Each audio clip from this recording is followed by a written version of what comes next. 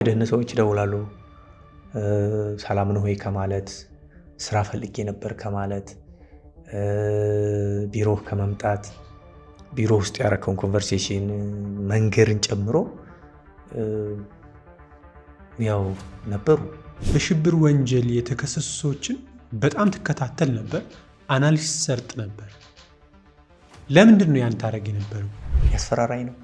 ምን እንደሚያደርገኝ አላውቅም። ከዚህ ስወጣ ዋስትና አይሰጠኝ ምናምን ብዬ ደግሞ እንደገና ልመና ከዛ እስኪ ውጭ ጠብቅ ምናምን ተባልኩኝና ልክ ውጭ እየጠበቁኝ ይዞት በቃ መኪናውን አስነስተው ይዘው ጠፉ። ከዛ በኋላ ችሎ ሲመጣቸው አላውቅም። ኢትዮጵያ ውስጥ የሰብአዊ መብት ጉዳይ መስራት አስቻይ ሁኔታ አለ ወይ? አተንኮለኛ ልጅ አለ ተነስቶ በጥፊ ያንን ምስክር ፖሊሶቹም ሩቅ ናቸው፣ ማንም የለም፣ በቃ መሀል ላይ ነው። ተነስቶ በጥፊ የመንግስትን ቅቡልነት ማሳያ ነው መሱድ እንደዚህ የሚያደርገው። ሚዲያዎች ላይ የሚያነሳው መንግስትን ደግፎ ነው የሚል ሀሳብም ስለሚነሳብን ጭራሽ ሲቪክ ስፔሱን ደግሞ በሚያጠብና እኛንም አላስፈላጊ ጫና ውስጥ በሚከተል አንሰራ።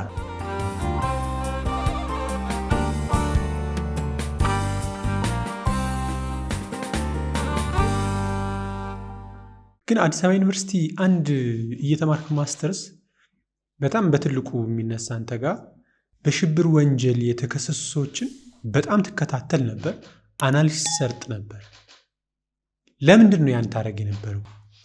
እንዳልኩ እንግዲህ ይህንን የማስተርስ ትምህርት እንደጀመርን በመሃል አንድ የኢንተርንሺፕ እድል አገኘሁኝ። እኔና የተወሰነ ልጆች ሆነን ቁምላቸው ዳኜ የሚባል የህግ ባለሙያ አለ። እሱ ያኔ በራሱ የህግ ቢሮ ውስጥ እንደዚህ የሰብአዊ መብት ላይ እንደዚህ ዲሞክራሲ ላይ ስቲልም ያግዛል። ብዙ ድርጅቶችን ያገዘ ከጀርባ ብዙ የኛንም አሁን የሚመራውን ተቋም ጭምር ሲቋቋም ብዙ አስተዋጽኦ ያደረገ ሰው ነውና እሱ ያ ኢንተርንሺፕ ፕሮግራም ስለነበረው እዛ ላይ በአጋጣሚ እዛ ሎ ስኩል እንግዲህ ከክላስ ስትወጣ ማስታወቂያ ሾፍ አድርገህ ምናምን ነው ወደ ቤት የምትሄደው።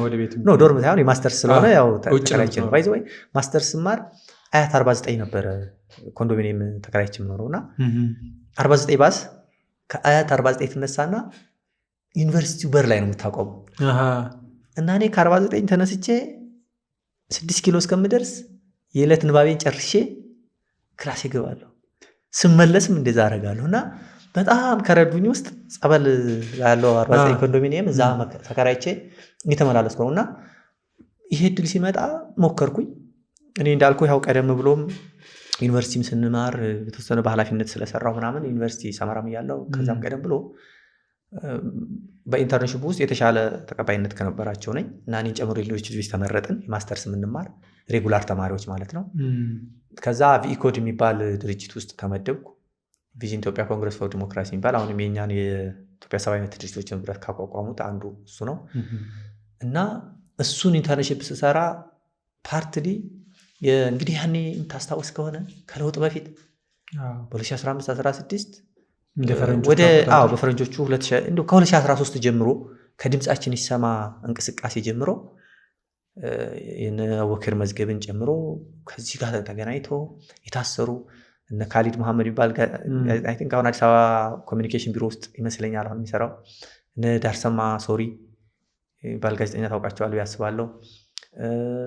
እና ብዙ የፖለቲካ ፓርቲ አመራሮች፣ የሚዲያ ባለሙያዎች ጠቅላላ በቃ በሽብር በግንቦት ሰባት ኦነግ እየተባለ በብዛት የሚታሰሩበት ጊዜ ነው። እና ያኔ ደግሞ መንግስት አንዱ የሚጠቀምበት ከ97 ምርጫ በኋላ እንግዲህ እንደምታውቀው የሚዲያ ምህዳሩ፣ የሲቪክ ምህዳሩ፣ የፖለቲካ ምህዳሩ ኦልሞስት ተዘግቷል በሚባልበት ደረጃ ነው የነበረውና ድምፃችን ይሰማ እንቅስቃሴ መንግስት በሃይማኖት ጉዳይ ጣልቃ ገባብን በሚል መነሻ ኖሮት ያኔ የነበረውን ስርዓት የፈተነ መንግስትን በጣም ሸክ ያደረገ ሙስሊሙ ኮሚኒቲው ማህበረሰብም ደግሞ መብቱን ማናቸውንም ዋጋ ከፍለን መብታችን እናስከብራለን በሚል መታሰርን፣ ግድያን ጨምሮ ብዙ ስቃይ ያሳለፉበት የነበረ ነው። ስለዚህ ከዛ ጊዜ ጀምሮ ይህን የጸረ ሽብር ህግ ነው ደግሞ መንግስት እንደ ዋና መሳሪያ አድርጎ የሚጠቀምበት የነበረውና ሁሉንም በሽብር ነው የሚከሰሱት። የኛ የነበረው የጸረ ሽብር ህጉ ኢትዮጵያ ፈርማ ከተቀበለቻቸው ዓለም አቀፍ ህጎች ስታንዳርዶች ጋር ተቃራኒ ነው። መሻሻል አለበት፣ መሰረዝ አለበት የሚል እምነት ነበረን እንደ ሰብአዊ ተሟጋጅ። በዛ ምክንያት የፍርድ እንዲህ አይነት ክሶች ሲመጡ የችሎት ክትትል ወይም ትራያል ሞኒተሪንግ የምንለው ስራ እንሰራ ነበር። ፓርትሊ የኢንተርንሺፑን እየሰራው የችሎት ክትትል ስራዎችን እየሰራው ትንሽ ቆይቼም ያን የኢንተርንሺፕ ፕሮግራም አስተባብር ነበር። በዋናነት ግን እሱን መስራት እንደ አንድ ትልቁ ስራ ድርሻ የሆነ ማለት ነው። ትምህርቱንም የተማርኩ ያው ኮርስ ወርኩ ካለቀ በኋላ ወደ ፔፐር ምናምን ስትገባ እንዲህ አይነት እንትን ይገጥመሃል። ከዚህ ጎን ለጎን እንደው የገጠመኝ ሌላው ማስተርስ ስማር አንድ የዚህ የኢኮኖሚክ ሎ አፍሪካን ኢኮኖሚክ ሎ የሚባል ኮርስ አለና እሱን ስማር ፍራይድ ኦፍ ደ ኮሚሽን የሚባል አርባር ኮሚሽኑ ላይ የአፍሪካ ህብረት ኮሚሽን ላይ የሚደረጉ የተለያዩ ጽሁፎች እየቀረቡ ውይይቶች ምናምን የሚደረጉ ነበር እና እኔ ያው ጊዜ ስለነበረኝ እንዳልኩ ፉል ታይም ነው። ያው ዩኒቨርሲቲ ስለመጣው ደሞዝ ይከፈለኛል። ኢኮኖሚካሊ ብዙ አልቸገርም። ነፃ ሆኜ ነው በጥሩ ሁኔታ ነው የተማርኩት እና እዛ የሄድኩኝ ምናምን ሳተፍ ስለነበር ይሄ ኢኮኖሚክ ሎ የሚባል ኮርስ ሲጀምር ትንሽ የተሻለ ግንዛቤ ነበረኝ። በአጋጣሚ ግን ምን ይሆናል እኔ ኢንቫይሮንመንት ላይ ነው ማስተርሴን የሰራሁት እና የኔ ፕላን የነበረው የክላሱ እንዳለቀ ወዳው ፔፐሪን ሰርቼ በዛው አመት ቶሎ ወደ ዩኒቨርሲቲ መመለስ ነበረ። እውነት ለመናገር ከሰመራ ዩኒቨርሲቲ በአጭር ጊዜ ውስጥ የመልቀቅ እንትኑ አልነበረኝም። ብዙ ማስባቸው ምናምን ነገሮች ነበሩ እና ያን ኮርስ እየወሰድኩኝ አንድ ተርም ፔፐር ታውቃለህ፣ ማስተርስ ስትማር ወይ ከ50 ወይ ከ40 የሚያዝ ተርም ፔፐር ትጽፋለህ የሆነ ነገር አርቲክል በሆነ ጉዳይ ላይ እና በዛ በፕላጃሪዝም ተከሰስኩኝ። እንዳልኩ ደግሞ የዚህኛው ኮርስ ላይ ጥሩ እንትን የነበረኝ እኔ ብቻ ተከሰስኩና ዲኑ ጋር ያው ክስ እንግዲህ አስተማሪ ይከሳል እንዲህ አድርጓል ብሎ ከዛ በኋላ ዲኑ ጋር ሲቀርብ የአካዳሚ ኮሚቴ የሚባል አለ። ወደዛ ወደ ኮሚቴ የተመራ ጉዳይ እኔን ጨምሮ ሌሎች ልጆች ነበሩ እንዲህ አይነት ኬዝ የቀረበባቸው እና ምን ይላል የኮሚቴው ፋይንዲንግ እስከ 40% የሚሆን እንግዲህ በራሳቸው አሰስመንት እስከ 40% የሚሆን ፕላጃሪዝም ስለፈጸሙ ያው በግሩፕ ነው የተከሰሰው። ይሄ ውጤታቸው 0 ይደረግ ምናምን የሚል ብዙ አላስታውሰውም፣ ብቻ ውሳኔ ተወሰነብን። እኔ እንግዲህ እንዳልኩ ቶሎ ጨርሼ ኮርሴን ጨርሼ ማስተርሴንም ጨርሼ ቶሎ ብዬ ለመመለስ ነበር ማስበው። ከዛ ይሄ ኬዝ ሀፕን አደረገ። እንዳልኩ የዚህ የችሎት ኬዞችን ደግሞ አልፎ አልፎ ከታተላል። ከዛ በኋላ ኦኬ እንደውም ተመቸኝ። እዛ ሄጄ በጣም ይሞቃል፣ በጣም አይመችም እና እኔ እንደውም ይሄን ጉዳይ እየተከታተልኩ እንደውም እስከ ፍርድ ቤት ድረስ ወስዳለሁ። ከዛ ቁጭ ብዬ የሴኔት ሌጂስሌሽኑን አነበብኩ። ይህንን ለመወሰን የኤሲው ማንዴት አለው ወይ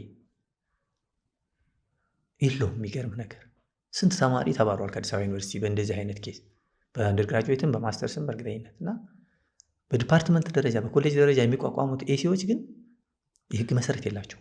ማጣሪያውስ ለምሳሌ አንተን ፕላጃሪዝም ለማለት ሌላ ያን ተመሳሳይ ያላቸው እሱን በማጣሪያው ዞሮ ያው አስተማሪዎች ናቸው ኮሚቴዎቹ ከዛው የሚመደቡ እና አስተማሪውም ሲከስ ኤቪደንስ ያቀርባል። ይሄ ለምሳሌ ይሄን ከዚህኛው አርቲክል ወስዶታል፣ ይሄኛው ከዚህ አርቲክል ወስዶታል ምናምን ብሎ ያቀርባል። ያን አመዛዝ ነው የሚወሰነው። ጥያቄው በዲፓርትመንት ደረጃ የሚዋቀሩት እንዲህ አይነት ኮሚቴዎች ያ ማንዴት የላቸው። የኔ ጉዳይ ፕላጃሪዝም ፈጽሜያለሁ አልፈጽምኩም አይደለም። you have no mandate። ስለዚህ ማንዴት የሌላችሁ ልትወስኑ አትችሉም። I don't care እኔ የት ጋር እንደሚወሰን ግን you have no mandate። ከዛ በኋላ ኤሲው ያንን ሲወስን ወደ እንትን አፒል አደረግን ወደ ኮሌጁም ላይ አፒል ስናረግ ኮሌጁ እንደገና ሌላ ኮሚቴ ፎርም አረገና ታየ ጉዳያችን። ከዛኛ እንዳልኩህ እኔ ነኝ ዋና በቃ የሚገርም ወደ ፍርድ ቤት ሁሉ ያው ችሎት ስለሆነ ሙለው እና ደግሞም እኔ ይሄ ጉዳይ ከኬዝ ቀርቦብኛል አልመለስም ወደ ዩኒቨርሲቲ ሳልጨርስ። ስለዚህ እኔ ጉዳይ እስከሚያልቅ ድረስ ከታተላው። ሁለተኛ ደግሞ ልክ አይደለም ይሄ ፍትሃዊም አይደለም በሚል ያጠፋሁት ምናምን እሱን ያው የማስረጃ ጉዳይ ሆኖ ሳለ ማለት ነው። ስቲል በዛ ደረጃ ኢንቴንሽኑ ኖሮኝ ምናምን እኔ ደግሞ ጎበዝ ነኝ የሚያቅምም ችግር የለብኝም። ቱ ቢ ኦነስት እንግዲህ እንዴት እንዳዩት አስተማሪያችን እሳቸው ናቸው የሚያውቁት። አይ ዶንት ማይንድ። እኔ ግን ያ ለእኔ ትልቅ በህይወቴ ላይ ትልቅ እድል ፈጥሮልኛል። እንደዛ ባልከሰስ ኖሮ ምናልባት ይሄ ድርጅት አሁን መራው አሁን ያለሁበት በሰብአዊ መብቶች ጉዳዮች ላይ አልደርስም ነበር። በዛው ምክንያት ለአንድ ሴሚስተር ኦልሞስት ለአንድ ሴሚስተር ፍሪ ነበር። ስለዚህ የችሎት ስራዎችን ጨምሮ ሌሎች የግሌ ስራዎችን እሰራ ነበረ ማለት ነው። ከዛ ኮሌጁ ላይ አፒል ስንል የኮሌጁ ኮሚቴ ምን አለ፣ ይህን ጉዳይ በሴኔት ሌጂስሌሽኑ መሰረት እንዲህ አይነት ውሳኔዎችን የሚወስነው የዩኒቨርሲቲው የተማሪዎች ዲን ጽሕፈት ቤት ቼር የሚያደርገው ከዚህ ብሎ የሚቋቋም ኮሚቴ አለ። በዛ ኮሚቴ ተወስኖ ነው እንጂ በኤሲ ደረጃ አይደለም። ስለዚህ ልጆቹ ያቀረቡት የማንዴት ጥያቄ ልክ ነው ተባለ እና ያኔ የዲናችን የነበሩት በጣም ነው ማዝነው፣ ውስጥ እያሉ ሁሉ ያን ጉዳይ ለማስረዳት ሲሄድ የለም እያሉ ይመልሱኝ ነበር። አሁንም አልፎ አልፎ እንገናኛለን በስራ። በጣም አሰቃይተውኛል ማለት ሸም ለአንተ ከተቀጣህ በአግባቡ ተቀጥተህ ወደ ቀጣይ ትሄዳለህ። አሁን እንድትማርበት ነው ዓላማው። ጉዳይን ከምን አደረሳችሁት ብዬ ለመጠየቅ በጣም ያጉላሉኝ ድን ነበሩ። ያው ስማቸውን አልጠቅስም፣ ለሳቸው ክብር ስል አከብራቸዋለሁ። ስራቸው ብዙ ሰው ተመሳሳይ ቅሬታ ስለሚያቀርብባቸው ነው። ግን አዲስ አበባ ዩኒቨርሲቲ በእውነት ለመናገር አስተማሪዎች ለተማሪዎች የሚያደርጉት አሲስታንስ በጣም አስቸጋሪ ነው። እንደውም በቃ በዛ መልክ አስተማሪ እያገዘህ ተመርቀህ ያንን አፕላይ ለማድረግ ራሱ ይቸግራል። ደግሞ እንዲህ አይነት ኬስ ይመጣብህ ቀላል ሲሪየስ ቢዝነስ ነው ይሄ ማለት ሲሪየስ ክስ ነው እና ደግሞ ቶሎ ማለቅ አለበት። አንዱ እንግዲህ የተጓተተ ፍትህ የዘገየ ፍትህ እንደተነፈገ ይቆጠራል ይባላል። ሶ ዲሌይ ማድረግ የለበትም፣ ራሽ ማድረግም የለበትም። ግን ምን ሄደው ድኑ ጋር ነው። ድኑ ጋር ዜድ የለም ያስብ ሲወጣ ያየዋለሁ። እኔ ያው ስራ ስለሌለኝ እመጣለሁ። አጋጣሚ የችሎት ቀጠሮ ከሌለኝ መጥቼ ሲገባ ያየዋለሁ። ከዛ ተገባ የለም በይው ይላል። በጣም ተጉላለሁ። ከዛ እንዳልኩህ በመጨረሻ እንዳልኩህ ዲኑ የማህበራዊ ሳይንስ የኮሌጁ ዲን ያቋቋመው ኮሚቴን ውሳኔ ወሰን። ያን ውሳኔ ሲወሰን በአጋጣሚ ዲን የነበሩት ያኔ ዶክተር ጌዲዮን ናቸው። ዶክተር ጌዲዮን አሁን የውጭ ጉዳይ ሚኒስቴር በፊት ደግሞ የፍትህ ሚኒስትር የነበሩት እሳቸው ዲን ነበሩ። ለአጭር ጊዜ ዲን ነበሩ። ከዛ በኋላ ነው አይቲንክ ወደ ፍትህ ሚኒስቴር ስቴት ሚኒስትሩ ነው የመጡ። ከዛ እሳቸው ጋር ይህን ጉዳይ ወሰድኩ። አዩት። ያው ጠንቃቃ ነው ዶክተር ጌዲዮን፣ በጣም ፕሮሲጀር ላይ በጣም ጎበዝ ነው። አየውና ወደ ተማሪዎች ዲን መራው። ያ መዝገብ ተማሪዎች ዲን ደግሞ ያ የሚባል እንትን የለም። አሁን ይሄንን እንዲዳኝ በሴኔቱ ላይ ማንዴት የተሰጠው ተቋም የተማሪዎች ዲን እንደ ሴክሬታሪያት ሆኖ የሚሰራው አዲስ አበባ ዩኒቨርሲቲ ላይ የለም ያኔ። አሁን ካለ አላውቅም። ግን እሱ እንደዛ ስለሚል ያለው አማራጭ ወደዛ መምራት ነው። ወደዛ መራው። ስንሄድ እኛ እንዲህ ያለ ነገር አናውቅም፣ እንዳለም ተቋም የለንም አሉ። ከዛ እሺ የት ነው ጉዳያችን የሚቀርበው? ይህን ጉዳይ ቶሎ ማትሰጡን ከሆነ ውሳኔ ወደ ፍርድ ቤት እንሄዳለን ምናምን ብለን ሞከር። ያው እንደምታውቀው ደግሞ እዚህ ሌላ ኢንተረስት አለ። ግራጁዌት ማድረግ አለብን ምናምን። በመንግስት ነው ስፖንሰርሺፕ አግኝቼ እየተማርኩ ያለሁት። ደሞዝ ያልተቋረጠብኝም። በእርግጥ ግን ለእኔ ከኔ ያስጨንቀኛል። ብቻ እሱን እያደረግን መጨረሻ ላይ ምን እንዴት እንዳለቀ ሁሉ በእርግጠኝነት ትዝ አይለኝም። አይ ቲንክ ዜሮ ያደረጉብኝ ይመስለኛል። ቢካዝ ዊ ሃቭ ኖ ኦፕሽን። ያ ምንድነው ተቋም የለም። ይሄ ኢሹ ደግሞ እዚህ ጋር ወስኗል። ያለም አንዴቱ ነው። ስለዚህ ያንን ግሬድ ከዛ ሂጅ ሁሉ አስተማሪያችንን ጠይቁ። በቃ ኤፍ አድርጊልኝና ልማረው አዳርጌ ኔክስት አልኩኝ። አይቻልም አለች። ቢካዝ ያ ከ40 ምናምን ዜሮ ተሞላብኝ ማለት ነው። እና ኢትወዝንትን ከዛ እኔ እንደውም ይሄ እንዲህ አይነት ነገሮችን በጣም በቃ ወደ ውስጥ የገቡ የፍትህ ጥያቄ የመብት ጥያቄዎች ማለት ተቋም ካልተጠናከረ ህግ ቢኖርም ፖሊሲ ቢኖርም ተቋማት ከሌሉና ያነዛ ተቋማት ደግሞ የሚወስኑት ውሳኔ ደግሞ ኮንሲስተንሲና አሁን ባልኩ ምናምን ካልተመራ እንትን አይደለምና ይሄ በተወሰነ ደረጃ ወደ ኋላ ላይ ለመጣሁበት ረድቶኛል። ያኔ እንዳልኩ ትልቁ ስራዬ በ2016 15 17 እንግዲህ በፈረንጆቹ ካሌንደር ነው የምነግርና ሙሉ ሰዓት ነበር። የብዙ ሰዎችን ኬስ ትከታተል ነበር? እኔ አሁን የሽብር ኬዞች እኔ ነቆሜ ጋር ሆነን ሌሎችም ጋር ሆነን ያልተከታተልኩት የሽብር ኬዝ የለም። ለምሳሌ የእነ ዘመነ ካሴ መዝገብ ዘመን እንደውም በሌለበት በዚሁ በግንቦት 7 ይመስለኛል ተከስቶ የሱ መዝገብ አስታውሳለሁ። ወደ መጨረሻ አካባቢ የሙስሊሞቹን ጉዳይ እንዳልኩ ደሴ አካባቢ የተገደሉ አንድ አባት ነበሩ። አዎ የእሳቸውን ኬዝ እሳቸውን ገለዋል ተብሎ የነበረውን ኬዝ። ሌላ ደግሞ አንድ የሽብር ኬዝ ማስታውሰው ወደዚህ ወደ ባቲ አካባቢ ይመስለኛል እንትን ይላል ይሄ ልጁ ይሄ ያኔ እንግዲህ በሶሻል ሚዲያ ፎቶ ማቀናበር ምናምን ብዙ አይደለም ያኔ እና ፎቶ ያቀናበረ ምናምን ለምሳሌ የሆነች ቆንጆ የልጅ ምናምን ፎቶ ካገኘ ያቀናብርና መልካም ጋብቻ ብሎ ምናምን አለ አይደል እንደዚህ ያደርጋል። ከዛ አንድ እንትን ላይ ምን ብሎ ይፖስታል ያኔ አይኤስ ትዝ ካለህ ኢትዮጵያውያንን ሊቢያ ላይ ብዙ ኢትዮጵያውያንን ገለውብናል እና ከባድ ጊዜ ነበር እና በጣም ከባድ ሀዘን ነበር እንደ ሀገር እና ከዛ ምን ብሎ ይለጥፋል ሶሻል ሚዲያው ላይ እኔ የአይኤስ ወታደር ነኝ እና ይሄ ያለ አቀናብሮ ምናምን ይሄ ተለያዩ መሳሪያዎች ምናምን ፎቶሾፕ አድርጎ ምናምን የአይኤስ ወታደር ነኝ እና የሚከፈለኝ በገደልኩት ሰው ቁጥር ነው ምናምን ብሎ ፌስቡክ ላይ ይለጥፋል።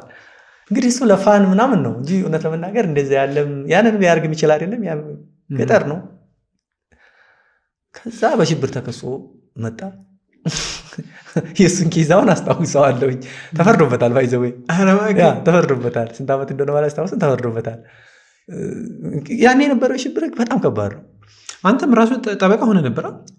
በኋላ ነው እሱ ኦፍኮርስ በኋላ ከሰመራ ዩኒቨርሲቲ ትምህርቴን ጨርሼ እንትን ካልኩ በኋላ ነው እሱ። ግን ያኔ እንዳልኩህ ችሎት ነው የምከታተለው። እዛ 19ኛ ችሎት፣ 4ኛ ችሎት፣ 14ኛ ችሎት የሚባሉ የሽብር ኬዞች የሚታዩባቸው የምንሰማቸውና የሚያስፈሩ በጣም አስፈሪ የነበሩ ያኔ አሁን ለምሳሌ የፕሮፌሰር መረራን መዝገቦች ግን እንደውም ትዝ ካለ ፕሮፌሰር መረራ አንድ የአውሮፓ ህብረት የጠራው ስብሰባ ላይ ሄደው ከፕሮፌሰር ብርሃኑ ጎን ተቀምጠው በዛ ነው የሽብር ፕሮፌሰር ብርሃኑ ያው በሽብር በተፈሩባቸዋል አይ ቲንክ ምናምን በሌሉበት እና ያኔ ግንቦት 7ም አመራር ስለነበሩ ከኤርትሪያ ነው ወደዛ ሄዱት። እሳቸው ደግሞ ከዚህ ሄደው ጎናቸው ተቀምጠዋልና እሱ ጎን ተቀምጠሃል የሚል ነው ክሱ።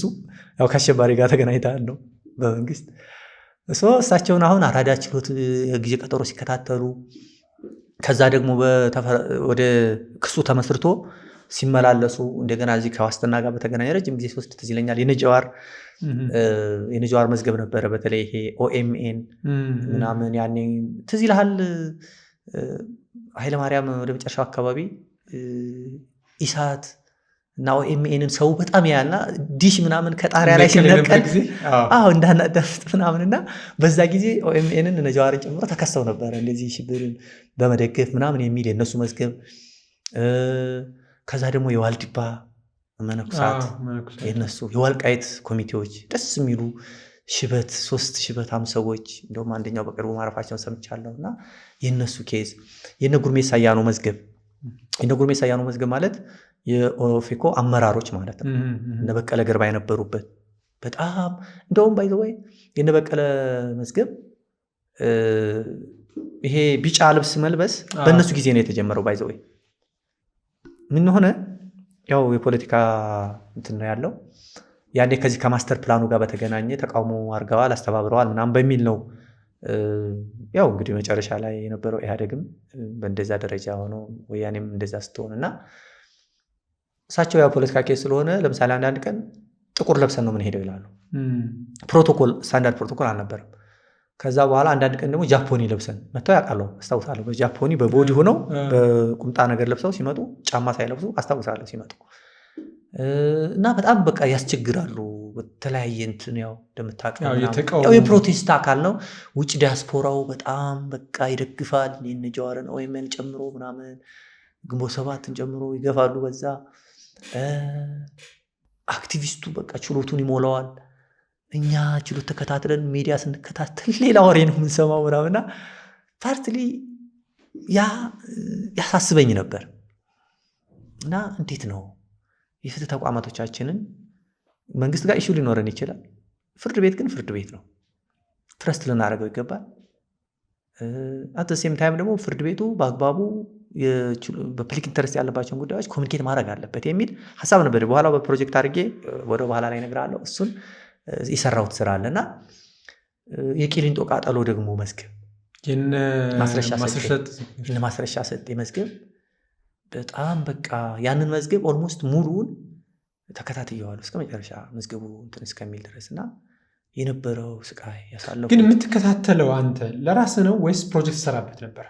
ያው ፕሮጀክት ነበረን የችሎት ክትትል እንዳልኩ የሁሉም ምልህ መዝገቦች በአብዛኛው የጸረ ሽብር ህጉን ተላልፈዋል የሚል ስለነበረ ይሄ ሽብር ህጉ እንዲሻሻል አተረጓጎሙ ምኑ ላይ እያንዳንዱ መዝገቦች ላይ ያለውን ኬዝ አናላይሲስ እየሰራን የአውሮፓ ህብረት አንድ ፕሮጀክት ነበረን።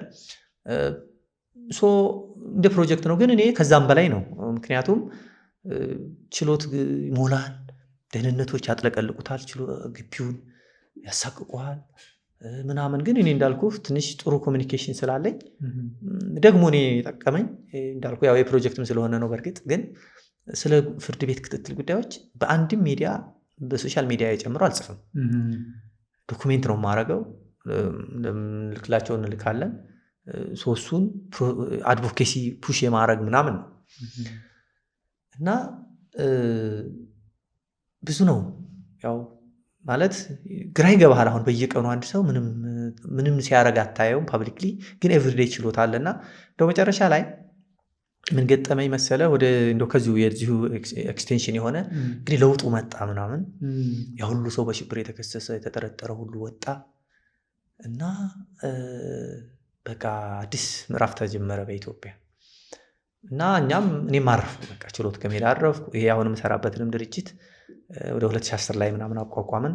ፎርማል የሆነ ተቋም የሰብአዊ መብት ድርጅቶች ህብረትን የማቋቋምና ምናምን ጅምር አመጣንና እሱን ማሳክተን ወደ መደበኛ ተቋም ወደ መምራት መጣሁና በኋላ ኮሮና መጣ። ኮሮና ሲመጣ ያየ ሰው ሽመልስ አንድ ወሬ ነገረ።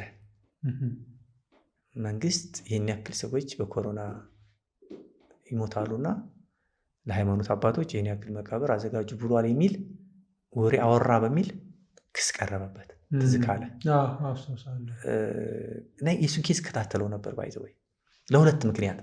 አንደኛ ከለውጡ በኋላ የሐሰተኛ መረጃን አዋጅ ሲጸድቅ ብዙ ክርክር አድርገናል። ግን አንፎርቹኔትሊ አዋጁ በተከራከርነው መልክ ሳይሆን መንግስት ድራፍት ባደረገው መልኩ ጸደቀ።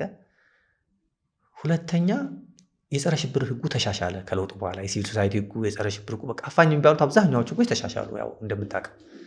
እና ይሄ አዲሱ የጸረ ሽብር አዋጅ በሽብር ነው መጀመሪያ ተጠረጠረው ልጁ፣ ዋስትናን ይፈቅዳል። እና ያንን ማወቅ ፈለግኩ።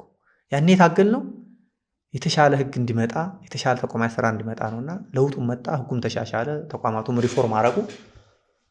ከዛ በኋላ ደግሞ መልሶ ስራት ሲመጣ ደን ዊሳይ እስኪ ሂጅ ልከታተል አልኩኝና ጉዳዩን ዋስትና ተፈቀደለት።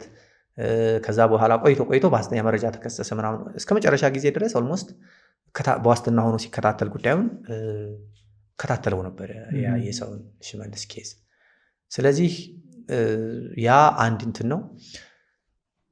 ሁለተኛ ያኔ እንዳልኩህ ያን ሁሉ ችሎ ሲከታተል ደግሞ ዳኞቹ ምናምን ያው እዛ የመጡትም ደህንነቶች ጭምር ምንድን ነው ይሄ ልጅ ጋዜጠኛ ልሆን የህግ ባለሙያ ልሆን ተርጓሚ ልሆን አይታወቅም ማለት እነሱ እንደሚነግሩኝ ማለት ነው። በኋላ ላይ ያው ከለውጡ በኋላ ነው የሚነግሩኝ።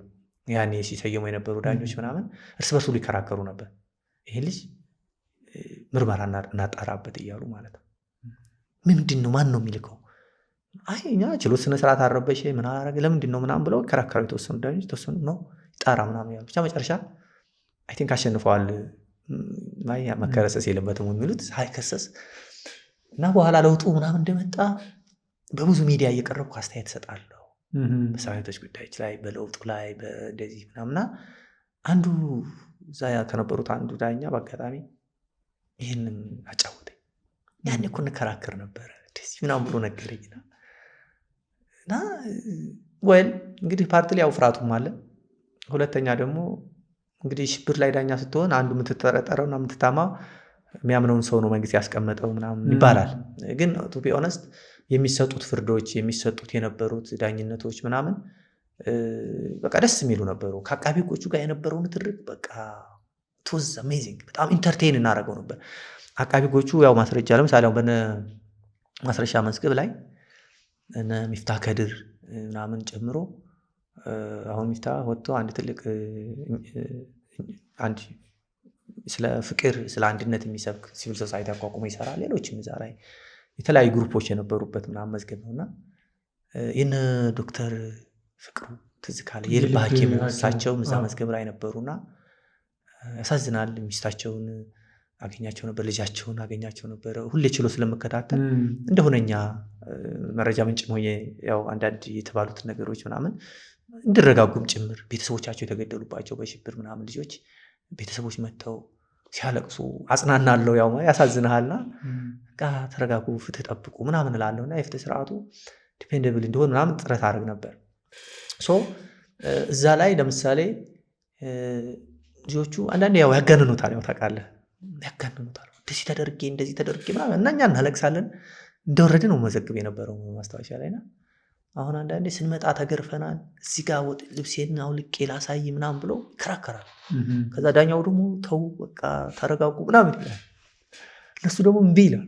እኛ ደግሞ እንላከሳለን። ቤተሰብ እዛ ያለቅሳል። እኛም ደግሞ ብዙ ጊዜ በቃ ችሎቱ ድባቡ በቃ ይቀየራል፣ የሆነ ውጥረት ይሳፍናል ምናምን። አቃቢ ሕጎቹና እንትኖቹ ተጠርጣሪዎቹ ፖሊስ የለም ያው ስለሆነ እነሱ ውጥረት ምናምንና አንድ ማስታውሰው አንድ ከኤርትራ በረሃ የመጡ የግንቦት ሰባት ተብሎ ወደ 77 ሰዎች አሉበት መዝገብ ነበረ እና ምንድነው መጀመሪያ ወደ ባህር ዳር አካባቢ ወስደዋቸው ተወሰነ ተሐድሶ ምናምን አድርገው እንለቃቸዋለን ካሉ በኋላ ሐሳብ ቀይረው በሽብር ከሰሷቸውና እዚህ መጡ እና እዛ መዝገብ ላይ ግማሾቹን ነው ምስክር ያደረጉት። ይቻላል ሁለት ሰዎች ተጠርጥሮ በአንድ ጉዳይ አንደኛው ምስክር ሊያደርግ ይችላል። አቃቤ ሕግ መብቱ ነው። ነፃ አድርጎ ያኛው ማለት ያው ባርጌን ያደረጉና ይነጋገሩና ያኛውን ኮንቪክት ማድረግ ይሻለኛል በለቀው ምናምን ብለው ካሰቡ እንደዛ ያደርጋሉ። አብረው የነበሩ እዛ በረሃ ግንቦት ሰባት ሆነው ሲታገሉ የነበሩ ምናምን ልጆች ያው በጓደኞቻቸው ላይ እንደማለት እርስ በርስ እና እንግዲህ 77 ሰው አዳራሹ 19ኛ ችሎት ነው ሞልቷል። ዳኞች ፊት ለፊት አሉ። እኛ በዚህ በሪከርድ በሚደረግበት በኩል አቃቢ ሕጎቹ በሚሰየሙበት በኩል ነው። እዛ ጥግ ላይ ጠበቆች አሉ። በዚህ በኩል ደግሞ ራሱን የቻለ አጥር ያለው ነው። ተጠርጣሪዎች ቢጫ ከለር ያለው ልብስ ለብሰው የሚጠቀመጡበት እና ምስክር መጣ። አንድ ምስክር እና አብረው እዛ ስለነበሩ ይተዋወቃሉ፣ ያውቃቸዋል። ከዛ እንግዲህ ምስክር ሆኖ ሲመጣ ተጠርጣሪን ታውቀዋለሁ ይባላል። አዎ ማን ይባላል? እከሌ። አሁን እዚህ ካሉት ውስጥ እከሌ የትኛው ነው ይባላል። መርቶ ያሳያል። እና በረድፍ ነው የሚቀመጡት አይደለ? አንድ ረድፍ አለ፣ እዚህ ጋር አንድ ረድፍ አለ፣ በመሃል መንገድ አለ እንዴት ክፍት የሆነ ወደ ሽንትም ወደ ምንም እንዲወጡ ምናምን እንደ እንቅስቃሴ። ፖሊሶቹ በዳኞቹ ፊት ለፊት በእኛ በኩል ከኋላ ሆነው የማረሚያ ፖሊሶች ማለት ነው ይጠብቃሉ። መሳሪያ ደግሞ ይዘው አይገቡም ችሎት ውስጥ ያው ግን ዝም ብለው ቆመው ይጠብቃሉ። ከዛ ይሄ ከሌ ይባላል እያለ በቃ ሁሉንም ኦልሞስት ያውቃቸዋል። ሂድ ቀጥል ያሉት ያለ እያስረዳ ስማቸውን የነገር መሀል ላይ ደረሰ። ከዛ መሀል ላይ ሲደርስ አንድ የሚያስቀኝ ተንኮለኛ ልጅ አለ። ተነስቶ በጥፊ ያንን ምስክር ፖሊሶቹም ሩቅ ናቸው፣ ማንም የለም፣ በቃ መሀል ላይ ነው። ተነስቶ በጥፊ በቃ አስበው ችሎቱ እንዳለ በቃ ተረበሸ ምናምን ቅጥቅጥ አደረገው ማለት ነው። ከዛ ያው ችሎት መድፈር ይባላል። በቃ ያው ምን እንደሚፈጠር አስበው እንግዲህ። ከዛ በኋላ ወጥቶ ያው ብዙ ነገር እንደሚገጥመው ጠረጥራለሁ። እና ይሄ በቃ ያስቃልም ያሳዝናልም። ግን ደግሞ በቃ ያው እኛ እንዲህ አይነት ነገሮች ያስቁናል። በቃ ከሆንኩ በኋላም እንደዚህ አይነት ጉዳይ ገጥሞ ነበር። እንግዲህ ይህን እንደዚህ እያረግን ከቀጠልን በኋላ እንዳልኩ ከሰመራ ትምህርቱንም ጨረስኩኝ፣ ግራጁዌት አረኩ ምናምን እና ለተወሰነ ጊዜ የተመላለስኩ ካስተማርኩ በኋላ ትንሽ አዋጭ ሆኖ አላገኘሁትም እና እዚህኛው ላይ ይሄኛው የሰብአዊ ድርጅቶች ላይ ላተኩር በሚል ትኩረቴን ወደዚህ አረኩኝ። ከሰመራ ስለቅ አዲስ አበባ ዩኒቨርሲቲ ሴንተር ፎር ሂውማን ራይት አንድ ፕሮጀክት ላይ እንዲሁ ለጊዜው ብዬ አመለከትኩ። ከዛ እሱን ያረኩኝ ደግሞ ጥብቅና ፕሮሰስ አረኩና ላይሰንስ አወጣሁ። ዝም ብዬ እንደው ምልህ ከዩኒቨርሲቲ ተከለቀቅ፣ እዚህ ደግሞ ቋሚ ስራ የለህም፣ ድርጅቱ ገንዘብ የለውም እና ኢቭን ከፍዬ ሁሉ ነው ከዩኒቨርሲቲ የለቀቁት። ያስተማሩኝን ክፍያ ቲዩሽን ፊ ከፍዬ ሁሉ ነው። ምክንያቱም እኔ እዚህ ለመብት እየተከራከርኩ ምን እያልኩ ደግሞ እንደገና መቼስ ጠፍቼ አልመጣም። ብዙ ጠፍተው ክስ መመስረት የነበረብኝ እዛ ክፍል ኃላፊ ያለው ወደ 70 ምናምን አስተማሪዎች ነበሩ። ማስተርስ ዩኒቨርሲቲ አስተምሯቸው የጠፉ ሳይከፍሉም አገልግሎትም ሳያደርጉና እንደዛ መሆን አልፈልግም ብዬ ከፍዬ ሁሉ ነው የመጣሁትና ምንም የለኝም እጄ ላይ። ግን በዚህ መሃል ምን ተከሰተ? የሰኔ 15 የነ ዶክተር አምባቸው ግድያ መዝገብ እሱ ኬዝ አፕን አረገ። እዛ ላይ እንደምታስታውሰው ብዙ ከፍተኛ የመንግስት አመራሮች ተገደሉ።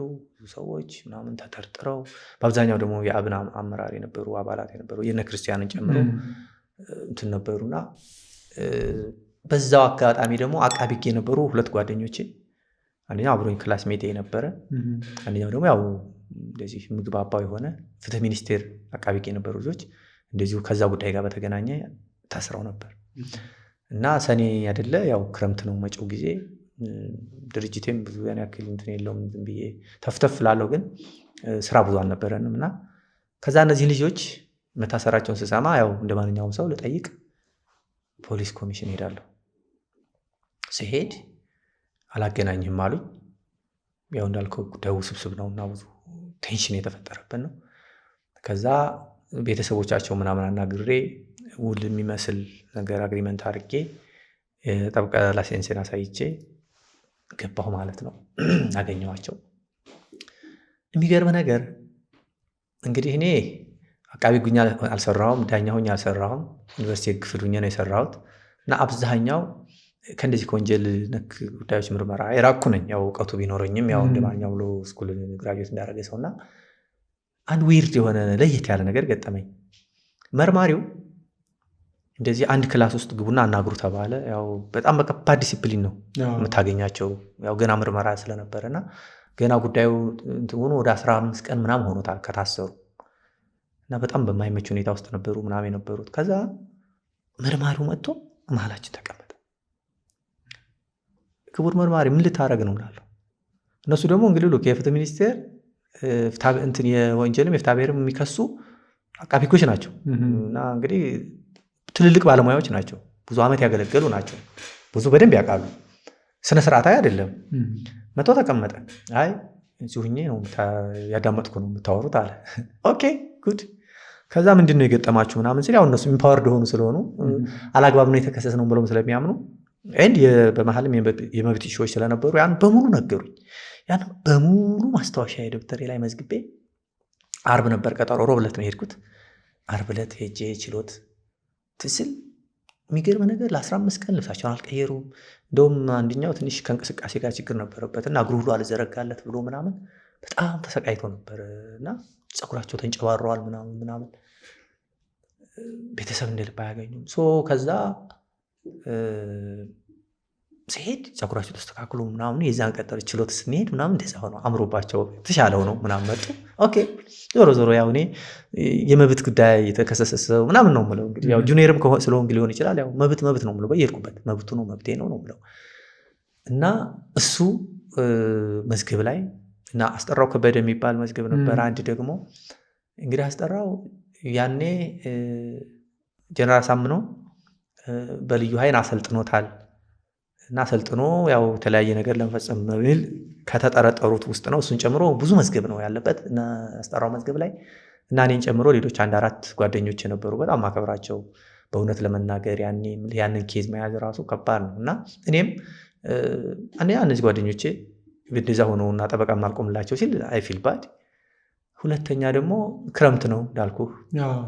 ሶስተኛ ደግሞ የነበረው ክራይሲስ በጣም አስፈሪ ነበር እና እኔ ምን ብዬ አምናለሁ ያው የፖለቲካ መልክ ይዞ የመጣ ጉዳይ ነው፣ ግን ደግሞ ይሄ ነገር ከዚህ በላይ ሌላ ዳሜጅ እንዳያመጣ ምንድነው አስተዋጽኦ ማድረግ የምችለው?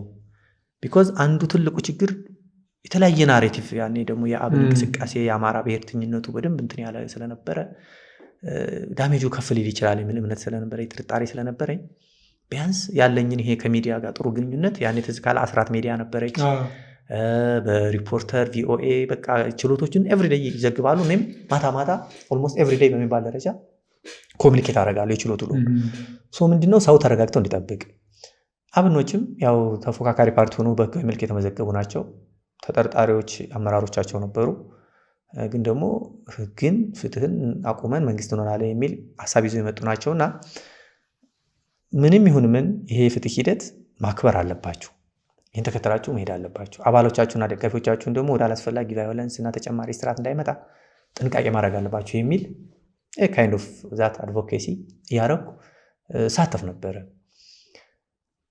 ከዚህ መዝገብ ጋር በተገናኘ እንግዲህ የጀነራል ሰዓረ ግድያ ኬዝ ነበረ እና እሱም ያሁኑ ትዝ ካለህ ተከታታይ ነው ቀኖቹ የነበሩት እና እዛ የሱ ተጠርጥሮ የነበረው ልጅም በአጋጣሚ የቀዳሚ ምርመራውንም ዋናም ምስክሮችም ሲቀርቡ ጉዳዩን የመከታተል እድል ገጥሞኝ ነበረ። ልጁ ረጅም ጊዜ ጦር ኃይሎች ሆስፒታል ቆይቶ ተመቶ ትንሽ ፓራላይዝድ ሆኖ ኢቭን መጨረሻ ፍርዱ ሁሉ ሲሰጥ ደሞዜ ተቋርጦብኛል፣ እናቴ ናፍቃኛለች ምናምን እንደዚህ ነው ማለት ሳውንድ የሆነ ማይንድ አልነበረውም። ያው ስለተመታ ትንሽ የነርቭ ንክኪ ነበረው እና እዛ ላይ ተሳትፌያለሁኝ በደንብ። ለምሳሌ የነ ጀነራል ገዛኢ የነ ሰዓረ አቀማመጣቸው እዛ ግድያው ሲፈጸም የነበረው ምናምን በደንብ ቪዥዋላይዝ አደርገዋለሁ እና በጣም ውስብስብ ኬዝ ነው። ስቲልም በዛ ጉዳይ ላይ ይሄ ነው የሚባል ግልጽ ነገር አላየሁም። እዛ ላይ እንግዲህ አንድ ቀጥተኛ ምስክር ይሆናል ተብሎ የታሰበ የእሱ ጓደኛ ነበረ። ልጅ አንድ ሙሉ ዓለም ይሁን ምናምን የሚባል ሰው ነበረ እና ምን ገጠመን እዛ ላይ እዛ መዝገብ ላይ አንዱ የአሳምነው ሚስት ያለችበት መዝገብ ነበረ እና እዛ መዝገብ ላይ 8ኛ ይሁን ምናምን ነው ይሄ ልጅ ግን አይቀርብም እና እኛ ለምንድነው የማይቀርበው ምናምን እያልን እንጠይቅ ነበረ ግን አይቀርብም። ከዛ ልጆች ያው ሳጣራ እንዲህ አይነት ነው ፊዚካሊ ቀይ ልጅ ቆንጂዬ እንደዚህ ፀጉሩ ላዛ የሆነ ምናምን ይሉኛል። አሁን የት እንዳለ አላውቅም። ከዛ እንደዚህ ሊሆነ ልንወጣ ችሎቱ አልቆ ልንወጣ ስንል ድንገት የሆነ ምርማሪ ይዞት ወደ ችሎት ሲገባ አየሁት። ከዛ እዛ አራዳ አሁን ይሄ ጣይቱ የባህል ማዕከል ሆኗል አየሁት። ከዛ ተከትዬ ገባሁ። ከዛ ምንድነው ሲሉኝ መርማሪውም ዳኛውም አይ ጠበቃው ነኝ የት እንዳለ አላውቅም እና ላማክረው ፈልጋለሁ 2-3 ደቂቃ ስጡኝ። እኔ አላውቅም ምናምን አለኝ። ኦፍ ኮርስ አያውቅም፣ ተገናኝተን አናውቅም። ግን ያ ልጅ የጠፋ ምናምን እየተባለ ጥያቄ ይቀርብ ነበረ።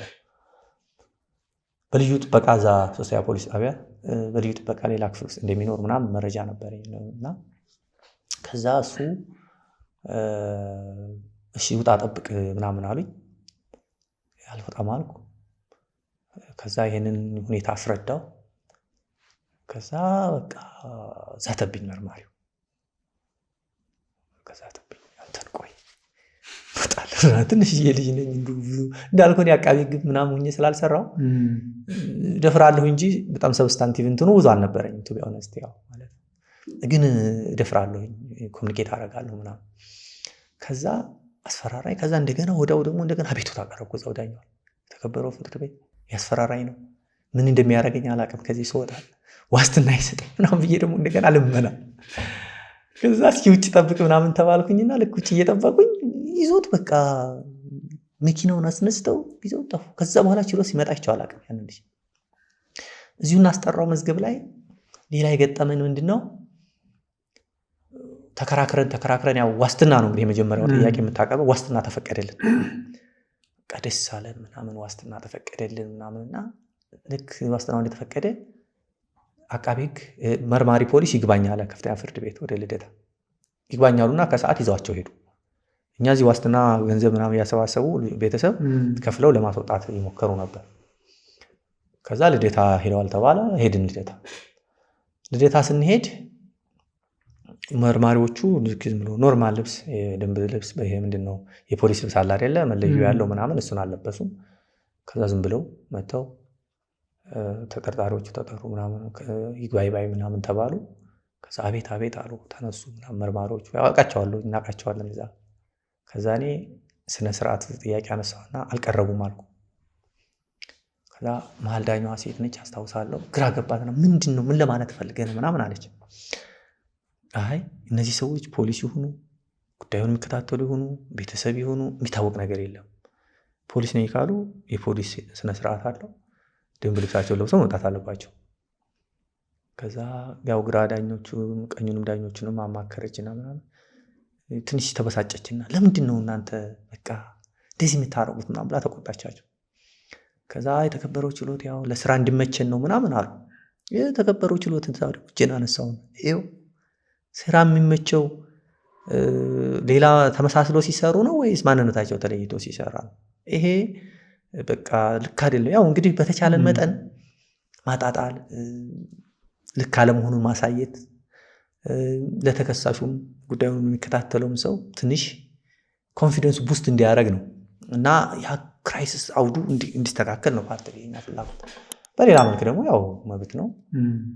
ማንኛውም ሰው ስራውን በዲስፕሊን እኛ ለምሳሌ ጋዋን ካለበስን መሰየም አንችልም። ጋዋን ለምንድን ማትለብሱት እንባላለን፣ እንቀጣል ሁሉ ያው በስነ ስርዓት ምናምን ትጠይቃለህ። ስለዚህ ላይ ሀፍቱ ዱዛት ያን ማድረግ አለባቸው። ለሙያውም ክብርም ነው፣ ለተቋሙም ክብር ነው። ከዛ ይሄንን አለችና በቃ እንደዛ ዛሬ አናስችልም፣ በቃ ነገ ጧት የደንብ ልብሳችሁ ለብሳችሁ ተስተካከላችሁ ምናምን አለች። እንግዲህ አስበው ሲወጡ እንዴት እንደሚገላምጡና እንደሚያስፈራሩ ምናምን። በቃ ታክሲ ነው ሄደው ፓብሊክ ትራንስፖርት ነው የምጠቀመው። እንደው ግን ስጋት አይገባችሁም? ያ ከባድ ኬዝ ነው፣ ስጋት አለው። ግን ደግሞ እኔ አላቅም። እኔ አሁን እሱ ብቻ ሳይሆን ኢቭን ከዛ በፊት የነበሩት እንዳልኩ ችሎት ክትትል ሳረግባቸው የነበሩት ሲሪየስ ኬዞች ናቸው። ኢቭን ማንም ሰው እንዲሰማቸው ሁሉ አይፈለግም።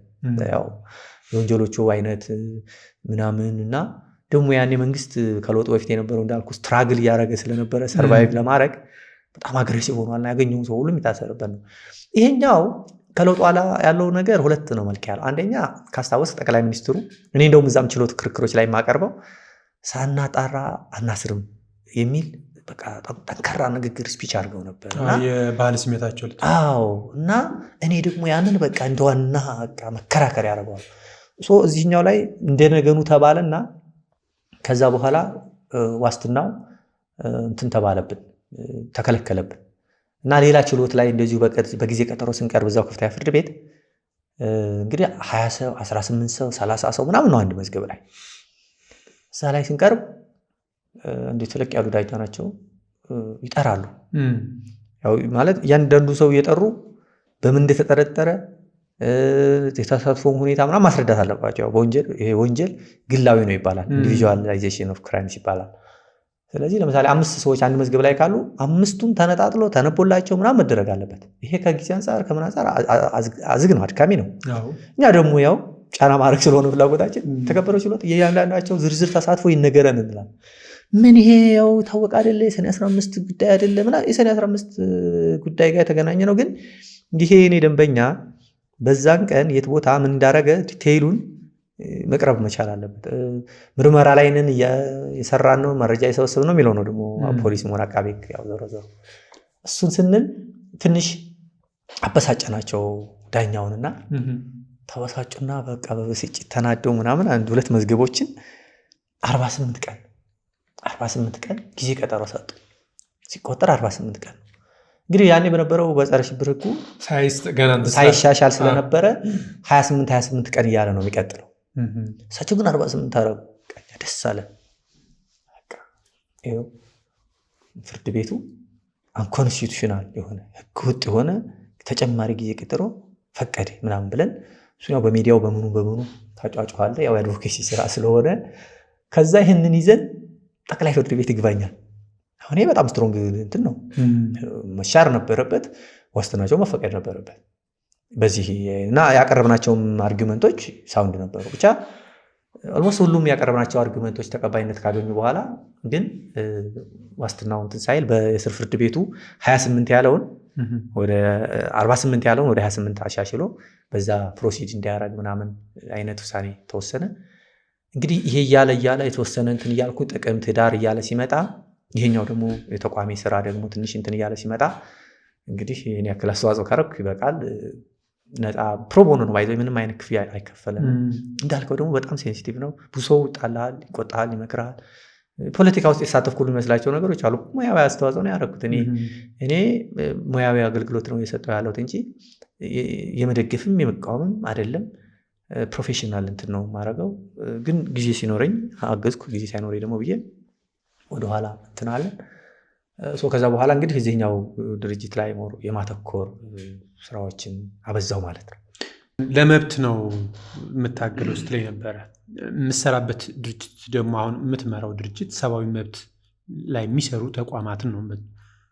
ኢትዮጵያ ውስጥ የሰብአዊ መብት ጉዳይ መስራት አስቻይ ሁኔታ አለ ወይ? እንግዲህ የሰብአዊ መብት እንደምናውቀው በብዙ አካላት በኩል ችግር የሚገጥመው ነው። በመንግስት፣ በሌሎችም ከመንግስቶች ባሉ በታጠቁ ኃይሎች ጨምሮ በማህበረሰቡ ጭምር ያው ለመብት ያለን ግንዛቤ አነስተኛ ከመሆኑ በተለይ ሊትራሲው መብትን መጠየቅ ሁሌ እንደ ፖለቲካ የሚታይባቸው እድሎች፣ አጋጣሚዎች ብዙ ናቸው እና በዛ አግባብ እንደውም በጣም የሚነሳ ሁሌ ግን ምንም ትኩረት የማይሰጠውና በዚህ ዘርፍ መሰማራትም ራስን ለስርዓት ወይ ለመሰደድ የማዘጋጀት አካል ተደርጎ የሚታይበት ነው። እኔ ግን ምናምን አለው እንግዲህ ከታችም ጀምሬ ስመጣ ምናምን እንደዚህ ያልኩ ስመጣ ጠንካራ ተቋማት ካሉ፣ ጥሩ የሚባሉ ሌጋል ፍሬምወርኮች ካሉ አሁን እዛም እዚህም እየገጠመን ያለው የመብት ጥሰት ጉዳይ ተቋማዊ የሚሆን ከዛ ውጭ አለው የጊዜ ጉዳይ ነው እንጂ እየተስተካከለ ይሄዳል። ያንን የመብት የማክበር ባህል እንደ መንግስት እየመጣ እንደ ማህበረሰብም ኮንሽየስ እየሆን መብትን ማይንድፉል እየሆን እንመጣለን እና በሂደት የተሻለ ነገር ይመጣል የሚል እምነት አለኝ ነበረኝም። ስለዚህ እዚህ ላይ እንትን ስትል ማስረጃን መሰረት አድርገህ እስከሰራህ ድረስ የምትሰራበትን አውድ አገናዝበህ እስከሰራህ ጊዜ ድረስ ለእኔ ያ ሴንሲቲቭ ነው፣ ብዙ ዋጋ ሊያስከፍልህ ይችላል። ግን ለእኔ ደግሞ በጣም በፍቅር በፓሽን የምሰራው ስራ ነው እና እንደ እንትንህ ነው እንደ ግለሰቡ እይታ ነው ብዬ ነው የማስበው። ግን በየቀኑ ለምሳሌ ኢትዮጵያ ውስጥ በየቀኑ የሰብአዊ መብት ጥሰት ይመጣል። ለምሳሌ በመንግስት በኩል መንግስት የናረግ ተብሎ ዝርዝር በየቀኑ ሲለጠፍ ታያለህ። እንዲሁም አሁን ባለው የታጣቂዎች ግጭት ደግሞ ታጣቂው ይህን የሰብአዊ መፈጸም ይባላል። በጣም ደም አፋሳሽ የነበረው የሰሜን ኢትዮጵያ ጦርነት ጊዜም በጣም ብዙ መረጃዎች እንዲሁም የኢትዮጵያ ሰብአዊ መብት ድርጅቶች ሳያወጡት ዓለም አቀፍ ተቋማት ሁሉ በጣም ሲያወጡት ነበረ። እንዲህ አይነት ሲሆን እኛ ሀገር የሰብአዊ መብት ጉዳይ ትኩረት ተሰጥቶታል፣ ድርጅቶች እውነት ለዛ ይሰራሉ የሚል ጥያቄ ሁሌም ስለሚነሳ ነው። ያ ይነሳል። በተወሰነ ደረጃ እውነትነት አለው፣ በተወሰነ ደረጃ ደግሞ አውዱን በደንብ ካለመገንዘብ የመጣ ነው የሚል ሳቢ አለ። ይሄ ብዙ በተለያዩ አጋጣሚዎች አነሳዋለሁ። ለምሳሌ ከለውጥ በፊት ስለ መብት፣ ስለ ዲሞክራሲ፣ ስለ መነጋገር የሚቻል አልነበረ። ትችላለህ፣ ግን ፍሪደም ኦፍ ስፒች ወይም ሀሳብን መግለጽ መብት አለ። ሀሳብን ከገለጽክ በኋላ ደግሞ መብት አለ። ይሄ ፍሪደም ኦፍ ስፒች ኤንድ ፍሪደም አፍተር ስፒች የሚባል ነገር አለ። ልትናገር ትችላለህ፣ ልትተች ትችላለህ፣ ግን አዳረህ ቂሊንጦ ነው ወይ ዝዋይ ነው ወይ ሸዋሮቢት ነህ፣ መተቸት ትችላለህ። ያኔ ማለት ነው ከለውጥ በፊት እና ይሄ ነበረ። ፖለቲካም ስፔሱ ወይም የፖለቲካ ምህዳሩ እንደምታውቀው ብዙዎቹ በስደት በትጥቅ ትግል ጭምር የነበሩበት ነበረ። ስለዚህ ተደራጅተህ ስለ መብትህ ስለ ዜጋ ማታነሳበት የፖለቲካ አጀንዳ አንስተህ መንግስትን በሰላማዊ መልኩ እና በምርጫ አሸንፌ መንግስት ሆናለሁ የማትልበት ነው የነበረው። እኛንም ሲቪል ሶሳይቲዎችን ሁማን ራይትስ ላይ የምንሰራውን ጨምሮ ማለት ነው። ከለውጥ በኋላ ምንድን ነው የተለወጠው? አንደኛ ህጉ ተሻሻለ።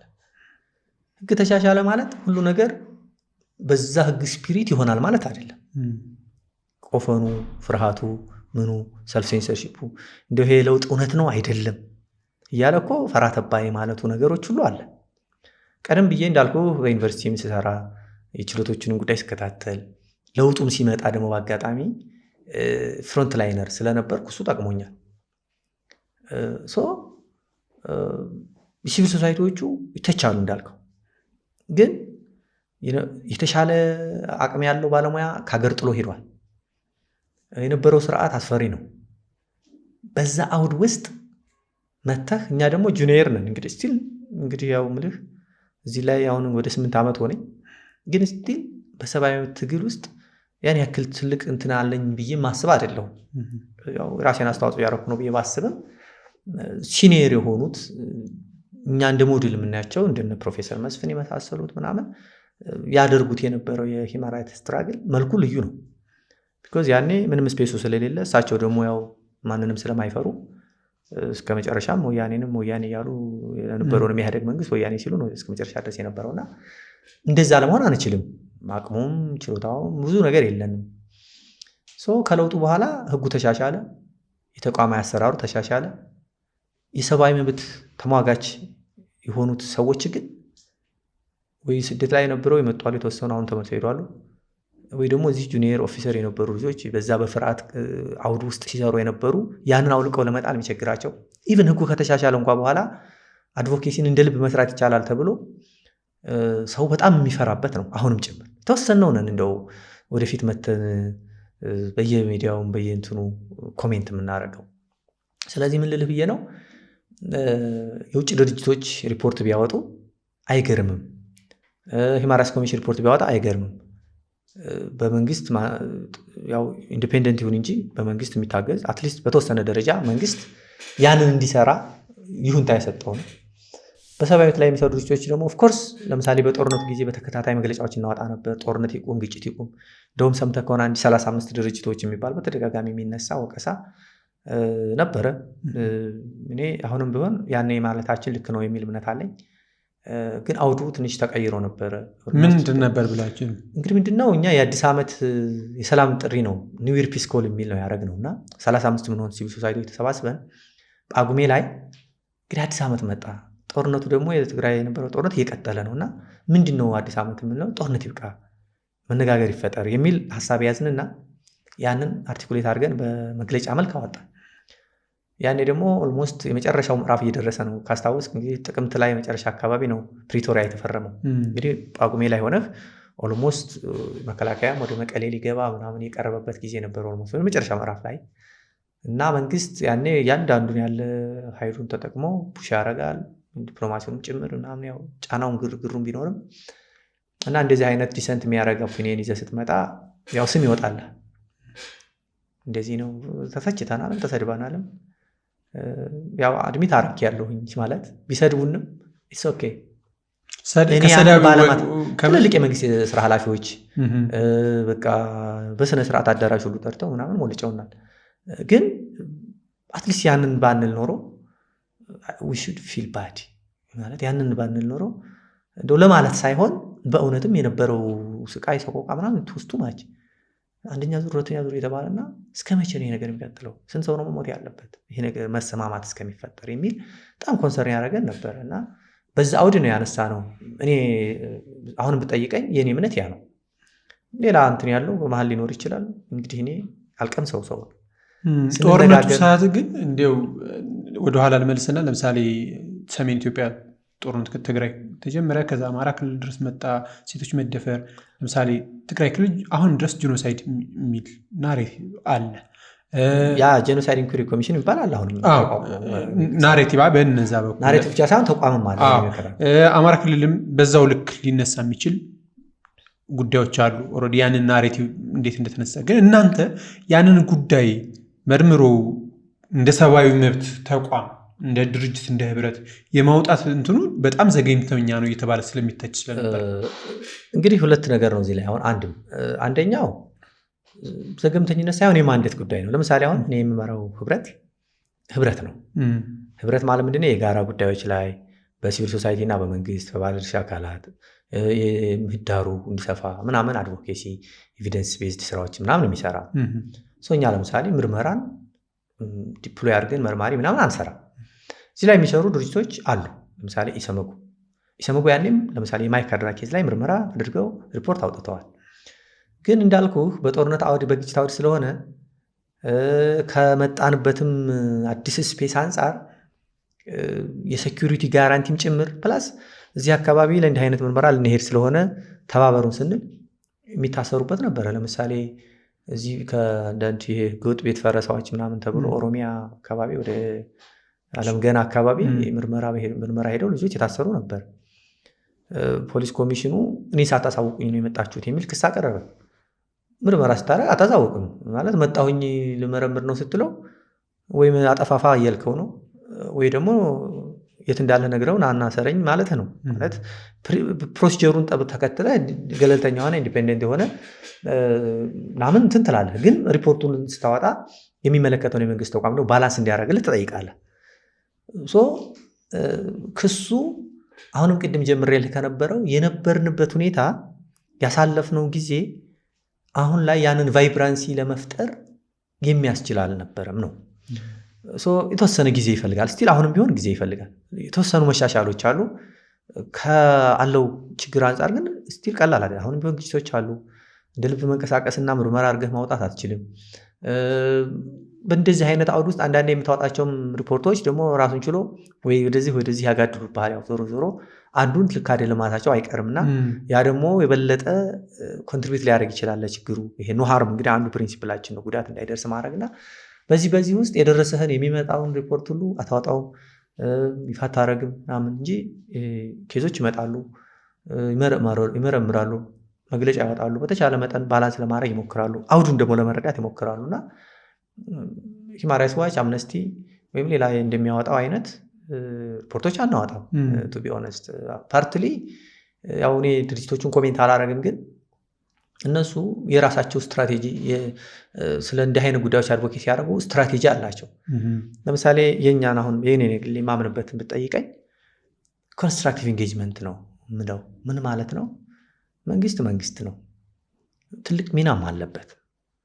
ግን ደግሞ አንዳንድ ነገሮች እንዳሻሽል ፖዚቲቭ የሆኑትን ነገሮች አፕሪሼት እያደረግ ክፍተቶቹን ደግሞ በኮንፍሮንቴሽን ሳይሆን እንደ ሁነኛ ፓርትነር ለማገዝ እንጂ ለማሳጣት እንዳልተነሳ እንድረዳ አድርገህ ያንን ትረስት በደንብ ቡስት አድርገህ መስራት አለብህ ነው የኔ። እና ይህንንም ኢንጌጅመንት ስትራቴጂ ተከትለን ስንሰራ ያው የሚተቹሃሉ፣ እንደዚያ ነው እንደዚህ ነው የሚሉ አሉ። እንግዲህ ያው እንደውም ሁሉን ማስተሳነሳልኝ ለምሳሌ መስዑድ አንተም ብዙ ጊዜ ሚዲያ ላይም ስለምትታይ ኦልሬዲ የመንግስትን ቅቡልነት ማሳያ ነው መስዑድ እንደዚህ የሚያደርገው። ሚዲያዎች ላይ የሚያነሳው መንግስትን ደግፎ ነው የሚል ሀሳብም ስለሚነሳብን ይነሳል። እንግዲህ አንደኛ እኔ ዜጋ ነኝ፣ ሁለተኛ ባለሙያ ነኝ። ዜጋ ነኝ ስል ኢትዮጵያዊ ነኝ። ይሄ መንግስት የኔም መንግስት ነው። ባይዘወይ ባለፈው ምርጫ አልመረጥኩም፣ ግን ወደ በኋላ ላይ እነግራለሁ ስለ ምርጫው ማንሰራችን ስለማይቀር። መንግስትንና ፓርቲን መለየት እዚህ ሀገር አንዱ ፈተና ነው። መንግስት ማለት የሁላችንም የሆነ ተቋም ነው።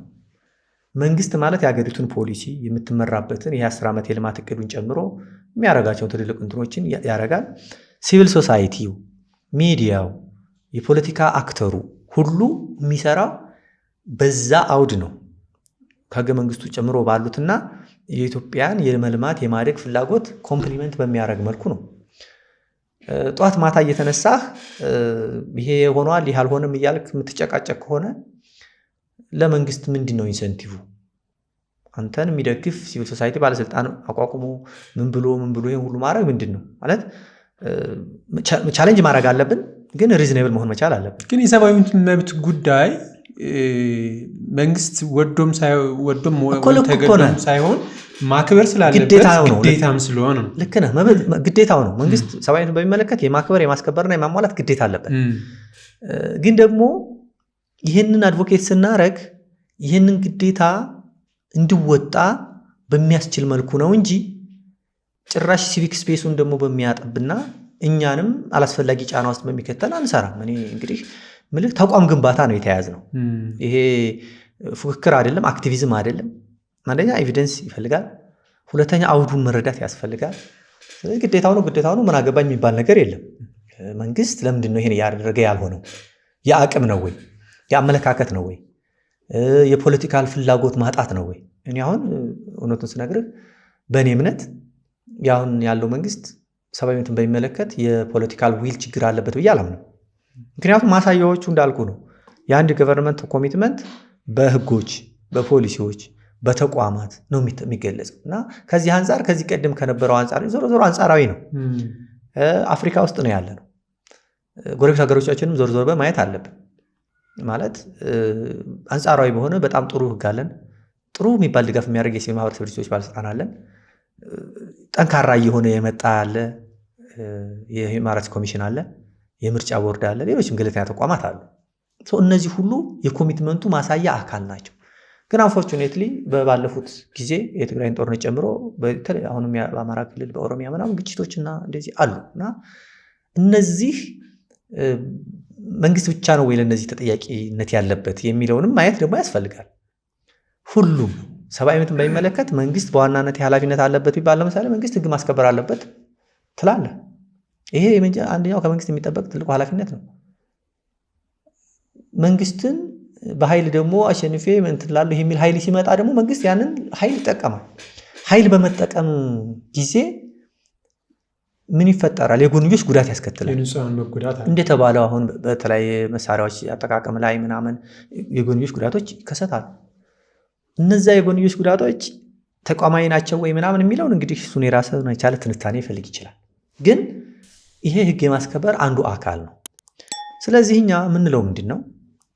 ለሰብአዊ መብት ጥሰትም፣ ለዲሞክራሲም፣ ለሰላምም ዲያሎግ የመነጋገር ወደ ጠረጴዛ ዙሪያ የመምጣት ባህል እንዲመጣ እሱን ፕሮሞት እያደረግን መሄድ መቻል አለብን። ጥሩ ጥሩ የሚባሉ ጅማሮችን ፑሽ ማድረግ መቻል አለብን። ይሄ ነው። ከዛ ውጭ እኔ እንደው እስኪ መንግስትን በመደገፍ የተፈጠረን የሆነ ነገር እንዳልተፈጠረ አድርገን የምናቀርበት ምንም አይነት ኢንስታንስ የለም። ኮንሰርኖችን እናነሳለን። ለምሳሌ በአይዲፒ ላይ ብዙ ነው የምንሰራው፣ በሀገር ውስጥ ተፈናቃዮች ላይ። እሱን እንደውም ከካምፓላ ኮንቬንሽን እንትፈርም ኢትዮጵያ ከሚል ጀምሮ አሁን የዘላቂ መፍትሄ ወይም ዱሬብል ሶሉሽን እስከሚባል ድረስ ትልቅ ስራ ነው ይሰራን ያለ ነው። በመላ ኢትዮጵያ በሚባል ደረጃ ግጭቶች ባሉባቸው ለምሳሌ ትግራይ ላይ ብዙ ስራዎች ይሰራ ነው። ራይት ነው። 2 ፕሮጀክቶች አሉ። ቤንሻንጉል፣ ሶማሌ፣ ኦሮሚያ ላይ፣ አማራ ክልል በብዙ አካባቢዎች ፕሮጀክቶችን እንትን ብለን በተቻለ መጠን ኮሚኒቲ ውስጥ ማህበረሰብ ውስጥ ገብተን እየሰራን ያለ ነው እና እነዚህ ሁሉ ስራዎቻችን የዛ የኮሚትመንት ማሳያ ናቸው። እንግዲህ እኔ ተቃዋሚ አይደለሁም፣ አክቲቪስት አይደለሁም፣ የሰብአዊ መብት ባለሙያ ነኝ። እንደ ባለሙያ ሳወራ ደግሞ ፕሮፌሽናሊዝም ሙያ እንትኔን ተከትዬ ነው የማረገው። ፓርቲ ደግሞ የማምንበትን ነው የማረገው። ስለዚህ እኔ ይሄን ብል ከሊሄን ይለኛል ብዬ ሰልፍ ሴንሰርሺፕ አላረግም። መንግስትን ይሄ ቅር ይለዋል ብዬ አላረግም። ለምሳሌ በጦርነት በነበረ ጊዜ በትግራይ ጦርነት ታስታውስ እንደሆነ ፋክት ቼክ የሚባል ተቋቁሞ ነበር። ማንኛውም እንትን መረጃ ማሰራጨት አትችልም ምናምን እና በዛ የወጣውን ደግሞ መቀበል አለብህ አይነት ነው የነበረው። ታስታውስ የአስቸኳይ ጊዜ አዋጅ የአስቸኳይ ጊዜ አዋጅ በጦርነቱ ተከትሎ ማለት አዋጁም ሲነሳ በነገር ላይ ምናልባት ልታየው ትችላለህ። በኢቲቪ ቀርቤ ይሄ አዋጅ አስፈላጊ አይደለም መነሳት አለበት አላስፈላጊ ጫና እየፈጠረ ነው ብዬ ቀርቤ ከተከራከርኩት ሰዎች አንዱ ነኝ። አዋጁ እንዲነሳ ማለት ነው። ምናልባት የኔ ምክር ምን ያህል ጠቅሟል አልጠቀምም አላውቅም። ግን ሮብ ይሁን ማክሰኞ አውርቼ ሐሙስ ዕለት ነው ፓርላማ ያነሳው። እዛ ላይ ለምሳሌ በፋክት ቼክ በኩልና በዚህ በፌዴራሉ መንግስት በኩል ያው አንዳንድ መረጃዎች እናገኛለን። ከዛኛው ሳይድ ደግሞ መረጃ እናገኝ እና እንደውም አስታውሳለሁ ሸገር ላይ ነው ያወራሁትና እንዴት ታየዋለህ ምናምን ይሄን ሁኔታ የሚል ጥያቄ ሲቀርብልኝ እንግዲህ በዛኛው ሳይድ ምንም መረጃ ያገኘን አይደለም። በዚህ በኩል ደግሞ ፋክት ቼክን ጨምሮ እንዲህ አይነት መረጃዎች ይመጣሉ። ስለዚህ እኛ አሁን እነዚህን መሰረት አድርገን ኮሜንት ለማድረግ ይቸግረናል የሚል ሀሳብ ሰጠውኝ እና ከፕራይም ሚኒስትር ኦፊስ ደወሉ ሰዎች ደውለው እንደዚህ ስትል ሰምተናል ምናምን አሉ። እስኪ ቆይ ላዳምጠው አልኩኝ። አዳመጥኩት። ጥሩ ወሬ ነው እና አዎ ብያለሁ። ልክ ነው፣ አሁንም እንደዛ ነው አልኩኝ። አይ ለምን አልክ ሳይሆን አሁን የመረጃ እጥረት እንዳለ እኛም ክፍተት እንዳለ ተረድተናልና ያው ደግሞ አውዱን ምናምን የሚል አይነት ያው ምክር ቢጤ ነው፣ ቻሊ ማስፈራራት አይደለም። አይ ምክሩን አመሰግናለሁኝ ታንኪው አልኩኝ። ከዛ በተወሰነ ቀን ደግሞ ደወሉና ያንን ያነሳሁን ጉዳይ በሚመለከት እኛም ገምግመን ለሚዲያዎችና ለሲቪል ሶሳይቲ መረጃ እጥረት እንዳለ ተረድተናልና ያለውን ያው መንግስት ህግ ማስከበር ነው የሚለው እንደምታስታውሰው እነዛ ደግሞ ጄኖሳይድ ተፈጽሞብናል ወይም እየተፈጸመ ነው የሚል በዛኛው በትግራይ በኩል አለ። ሁለቱንም በሚመለከት ያው የዲፕሎማሲውን የበላይነት ለመውሰድ በብዙ መልኩ እንትን የሚሉበት የነበረ ነው። እና ደግሞ እንደ ሲቪል ሶሳይቲ በሰማነውና ባየነው ልክ ዶኩሜንት እያደረግን ነገ ተጠያቂነት መምጣት አለበት የሚል እምነት ስለነበረን አሁንም እምነቱ አለን፣ እንሰራለን እና በተከታታይ መረጃዎች የምናገኝባቸውን መንገዶች እንደሚያመቻቹ ነግረውናል። ከዛ ውጭ እንግዲህ ያው የደህንነት ሰዎች ይደውላሉ። ሰላም ነው ሆይ ከማለት ስራ ፈልጌ ነበር ከማለት ቢሮ ከመምጣት ቢሮ ውስጥ ያረከውን ኮንቨርሴሽን መንገርን ጨምሮ ያው ነበሩ። ስለዚህ እኔ አሁን በፊት ተወሰነ ዲስአፖይንት ያደርገኛል፣ ያነድደኛል። እኛ እዚህ ጋር ነን፣ እኛም ኢትዮጵያዊ ነን። ስለዚህ ለሀገራችን አስተዋጽኦ ያደረግን ነው እንጂ ሀገራችን በሚጎዳ ነገር ተሳትፈናል አይደለም። ለምንድን ነው እንደዚህ ምናምን ብል እናደድ ነበር። ግን ደግሞ ያው የቆየህ ትንሽ እየበሰልክም ስትመጣ አንዳንድ ነገሮች እየተረዳ ስትመጣ ስራቸው ነው። አየህ ለምሳሌ አሁን የሚከታተል ሰው ቢኖር አንተ ስራው ነው። ስለዚህ ስራህን እስካላደናቀፈበት ጊዜ ድረስ ስራውን ይስራ። አንተም ደግሞ ለእሱ ሌላ ስራ እንዳይፈጠር ጥንቃቄ ማድረግ አለብህ። የራስን ነፃ ከሆነ ምንም አስጨንቅ። እሱን እኮ ነው የምልህ።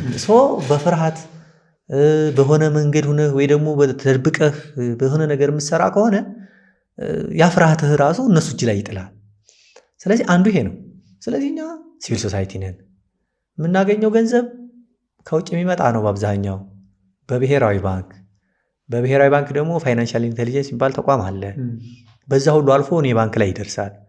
እኔ አካውንት የከፈትኩበት ማለት ነው። ከዛ በኋላ መጥቶ ምናምን ነው የምሰራው። የፋይናንሻል ስርዓታችን ይሄን ነው የሚመስለው። እኛን ብቻ ሳይሆን ይሄ ቴሮሪዝምን ወይም ሽብርን በገንዘብ መደገፍን ጨምሮ ለሌሎችም የግል ተቋማትም ጭምር መንግስት የሚያደርገውን ክትትል ይቀጥላል። አንደኛ።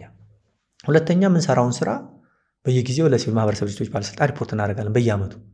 ለዶኖሮቻችን ደግሞ እንደየ አግሪመንቱ እንልካለን። ሶስተኛ ደግሞ ድንገታዊ የሆነ ክትትል ስራ ይሰራሉ የሲቪል ማህበረሰብ ድርጅቶች ባለስልጣን። አራተኛ ደግሞ እኛ ስለምንሰራቸው ስራዎች መረጃ የሚቀበሉባቸው የተለያዩ መንገዶች አሉ። ማንም ሰው ጠቁምባል እንደ ማንኛውም አይነት እንደ ማንኛውም ሲቪል ሰርቪስ ላይ እንዳለው ችግር ማለት ነው። እኛም ጋር ችግሮች የሉ ማለት ሊኖሩ ይችላሉ አሉ። ግን በተቻለን መጠን ከእንዲህ አይነት ኢሬጉላሪቲ ራሳችንን ደግሞ አርቀን ካልሰራን በሰብአዊ መብት ሴንሲቲቪቲ ባላቸው ጉዳይ የሚሰራ እንደመሆናችን መጠን ተጋላጭነት አለ ማለት ነው። ይህንን ባላንስ አድርገህ አስተዋጽኦ ለማድረግ የመፈለግ ነው እንጂ በዚህኛው እንትን ህይወቴን እገፋበታለሁ ብለህ ምናምን የምትለው አይደለም። አንደኛ ለምነህ የምትኖርበት ነው ይሄኛ ዘር። ለምነህ ህይወትን አደጋ ላይ ጥለህ መንግስት ጋርም ሆነ ሌላውም ጋር እየተጨቃጨቅ የራስህን የግልና የቤተሰብ ጉዳይህን እንትን ብለህ ምናምን ነው የምትሰራበት እና ኢንሴንቲቫይዝ የሚያደርግ አይደለም፣ የሚያበረታታህ አይደለም። ሶስተኛ ይህን ስራ ስትሰራ አሁን መንግስት የተረዳው እና በጣም ደስ የሚለኝ የሚፈጠረው የስራ እድል የምናመጣው ፎሬን ከረንሲ ለፕራይቬት ለምሳሌ ቢሮክራሲ ስትከራይ ቀላል ገንዘብ አይደለም ከፍለው የምንፈጥረው የስራ እድል ብዙ ስታፎች አሉ። ለምሳሌ እኔ በምሰራበት ተቋም በዚህ ሴክተር ውስጥ ብዙ ስታፎች አሉ፣ ብዙ ገንዘብ ይንቀሳቀሳል እና እንደ ሀገር ለልማትም ያለው አስተዋጽኦ ቀላል አይደለም።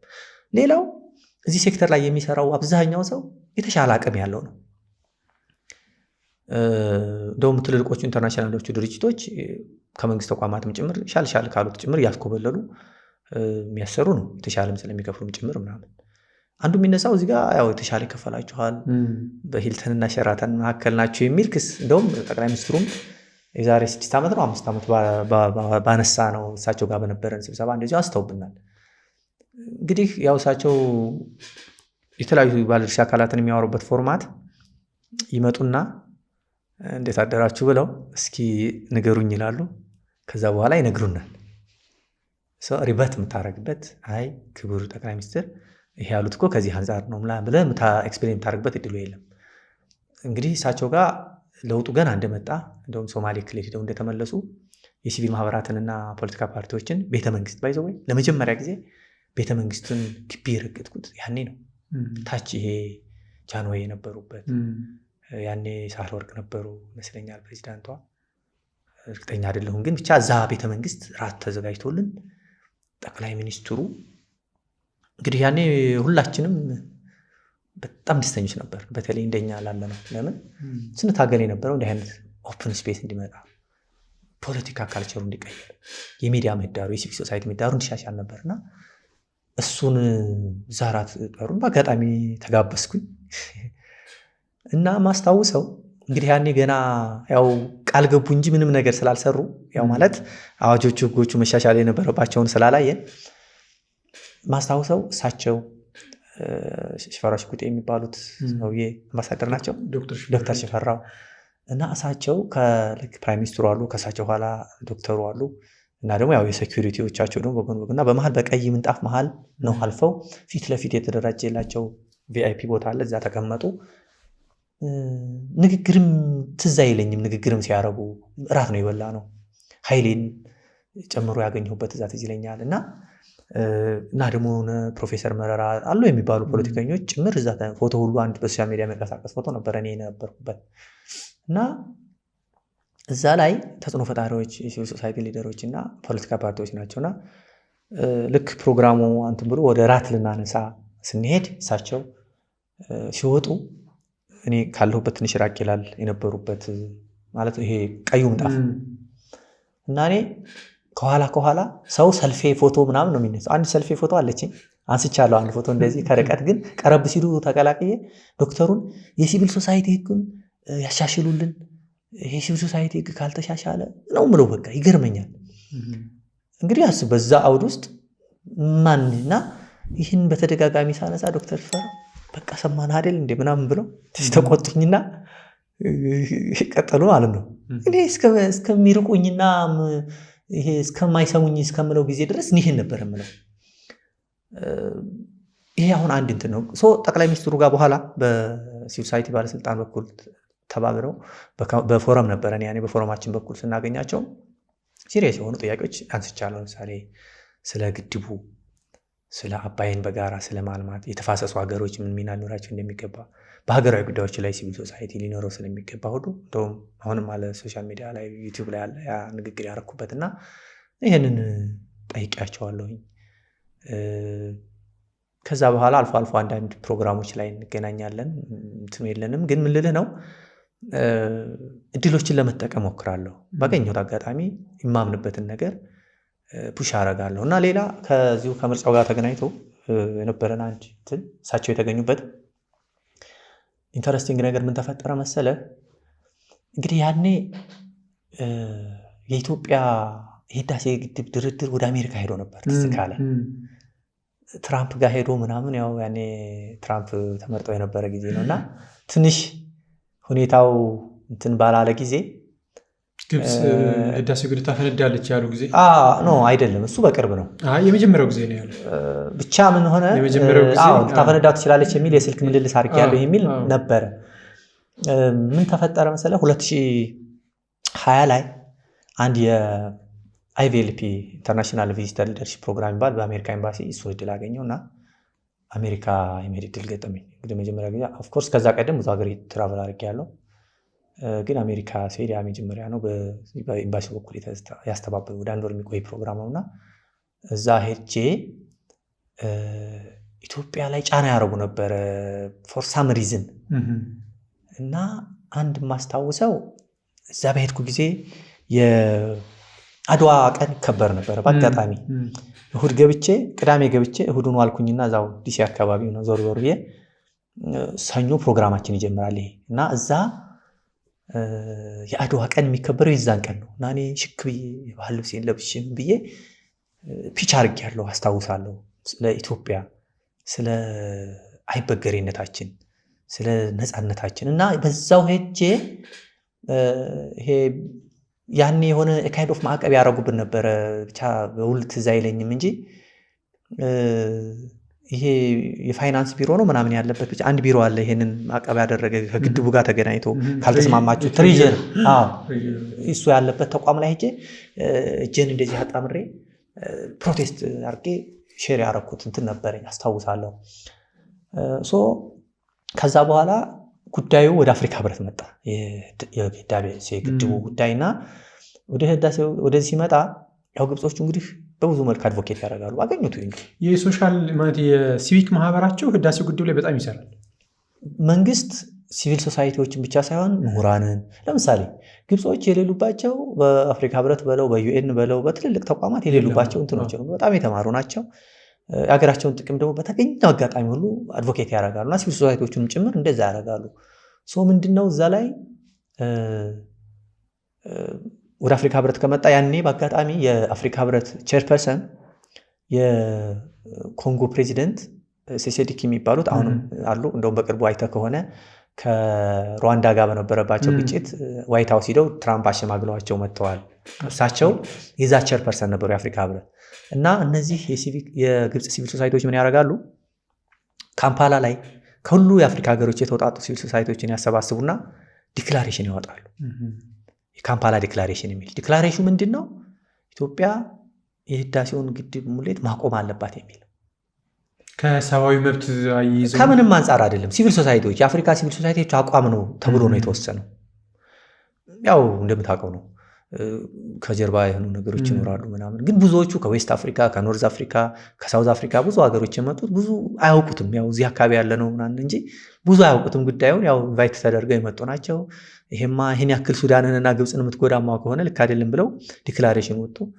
አንድ በትውልድ ኢትዮጵያዊ የሆነ በዜግነት ደግሞ ካናዳዊ የሆነ አንድ ሰው የተሳተፈ ነበረ። እሱም በጣም ሲቃወም ነበረ። በአጋጣሚ በኢንተርናሽናል ድርጅት የሚሰራ ነው።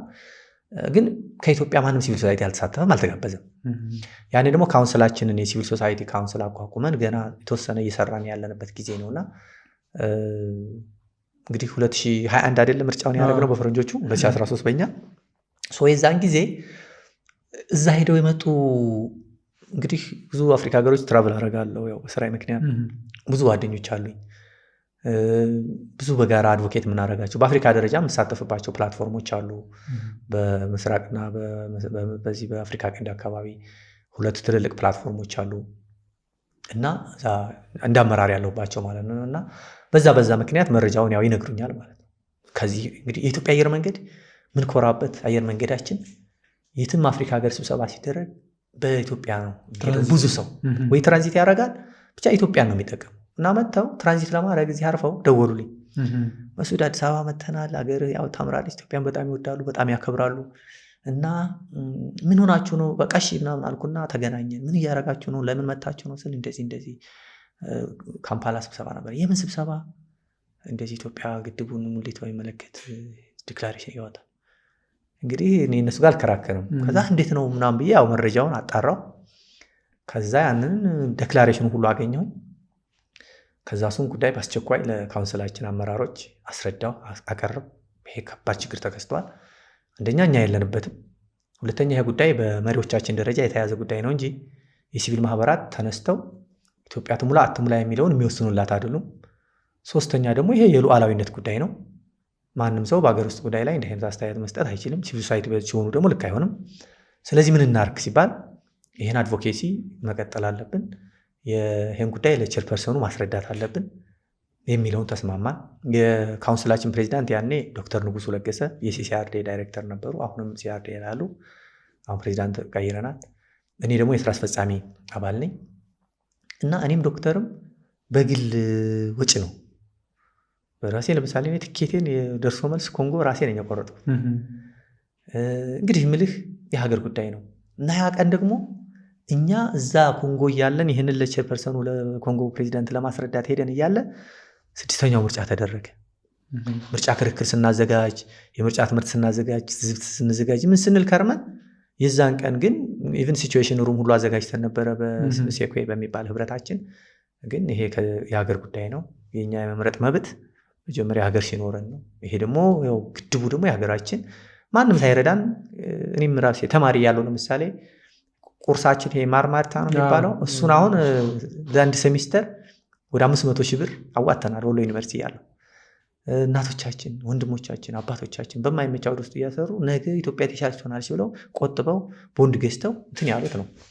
ማንም አይመለከተውም ከኛ በላይ በእኛ ጉዳይ በሚል ኮንቪክሽን እና ደግሞ እንደ ዜጋም ይሄ ትልቁ አስተዋጽኦአችን ነው በሚል እዛ ሄጄ ዶክተር ጋር አድቮኬት አድርገን የአፍሪካ ህብረት እዛ ያለውን ኦፊስ አግኝተን የፕሬዚዳንቱን የቅርብ ሰዎች አግኝተን ደብዳቤውን ውድቅ እንደሚያደርጉ ቃል ገብተውልን ይሄ እናንተ ከሌላችሁበት የሁሉም ነው ሊባል ስለማይችል ልክ አይደለም የሚል ብለን ያንን አስቀይረን መጣን። ከዛ ከተመለስን በኋላ ለምሳሌ ተደራዳሪዎቹ ከነበሩት ባለሙያዎች ለምሳሌ እንደነ ኢንጂነር ጌዲዮን የሚባሉትን ምናምን በውጭ ጉዳይም የሚመለከታቸውን ሰዎች በሲቪል ሶሳይቲ ባለስልጣን በኩልም እንደውም እንደ ሴክተርም ራሱ ትልቅ የሀገር ስራ ሰራችሁ ተብለን ፕሬዝ የተደረግንበት ነው። እኔም በግሌ ምንም እንኳ ምርጫ ቀን ከሀገሬ ውጭ በሆንም ግን ደግሞ ምርጫዬ ኢትዮጵያ በራሷ አቅም መልማት አለባት የሚል ስለሆነ ያችን አስተዋጽኦ ስላደረኩኝ ክብር ይሰማኛል። ይሄ ብቻ አይደለም። ጠቅላይ ሚኒስትሩን ማገኘኋቸው ስልህ የጠየኳቸው ባይዘው ይህንን ነው። ፓብሊክ ዲፕሎማሲ ሲባል ያው እንደምታውቀው ትልልቅ ሰዎች ወይ ደግሞ ካድሬዎች ወይ ደግሞ የሃይማኖት አባቶች ምናምን ናቸው በአብዛኛው እና ፓብሊክ ዲፕሎማሲ ላይ ሲቪል ሶሳይቲውን ለምን ማታካትቱት የሚል ጥያቄውን ጠይቄያቸዋለሁ። ለምን እኛ ህዝብ ለህዝብ ግንኙነቱን ብናጠናክረው ግብፅ ካለ ሲቪል ሶሳይቲ ጋር በትብብር ብሰራ አንደኛ ኢትዮጵያ ስለ ግብፅ ያላትን አመለካከት ይቀይራል፣ ግብፅም ስለ ኢትዮጵያ ያላትን አመለካከት ይቀይራል። ባይ ዘ ወይ አንድ እዛ ሀገር ጠንካራ የሆነ ሲቪል ማህበር አለ። በአፍሪካ ኮሚሽን ስንሳተፍ ሁሌ የማገኘው ወዳጅም ነው ዳይሬክተሩ እና ሳገኘው ሁሌ ይሄንን እንዲያሻሽል እንዲረዳ ነው ጥረት የማደርገው እና በቅርቡ በዚህ ዓመት በፈረንጆች 2025 ማለት ነው መጥቶ ነበረ ለአፍሪካ ህብረት ስብሰባ እና ምን አደረኩ መጥቻለሁ አለኝ። ኢትዮጵያ ሁሌ ማየት ይፈልጋል። ያው እንደ አንድ ግብፃዊ መጠነኛ የሆነ ሚስ አንደርስታንዲንግ እንደሚኖረው ገምታለሁ። እኔ ደግሞ ኤክስፖዝ ማድረግ ፈልግ ነበር። ከዛ አፍሪካ ህብረት ስብሰባ መጥቻለሁ ሲለኝ ብዙ ጊዜም አመልክቶ ያው ቪዛ አላገኘም እንደነገረኝ። ከዛ አፍሪካ ህብረት መጥቻለሁ ሲለኝ ይሻልኩኝና ልክ ስብሰባ ሲጨርሱ ከአፍሪካ ህብረት በር ተቀብዬ በፒያሳ በቸርቸር አሁን ይህ ሁሉ የኮሪደሩና የጫካ ፕሮጀክቶች ካለቁ በኋላ በቅርብ ነው የመጣው።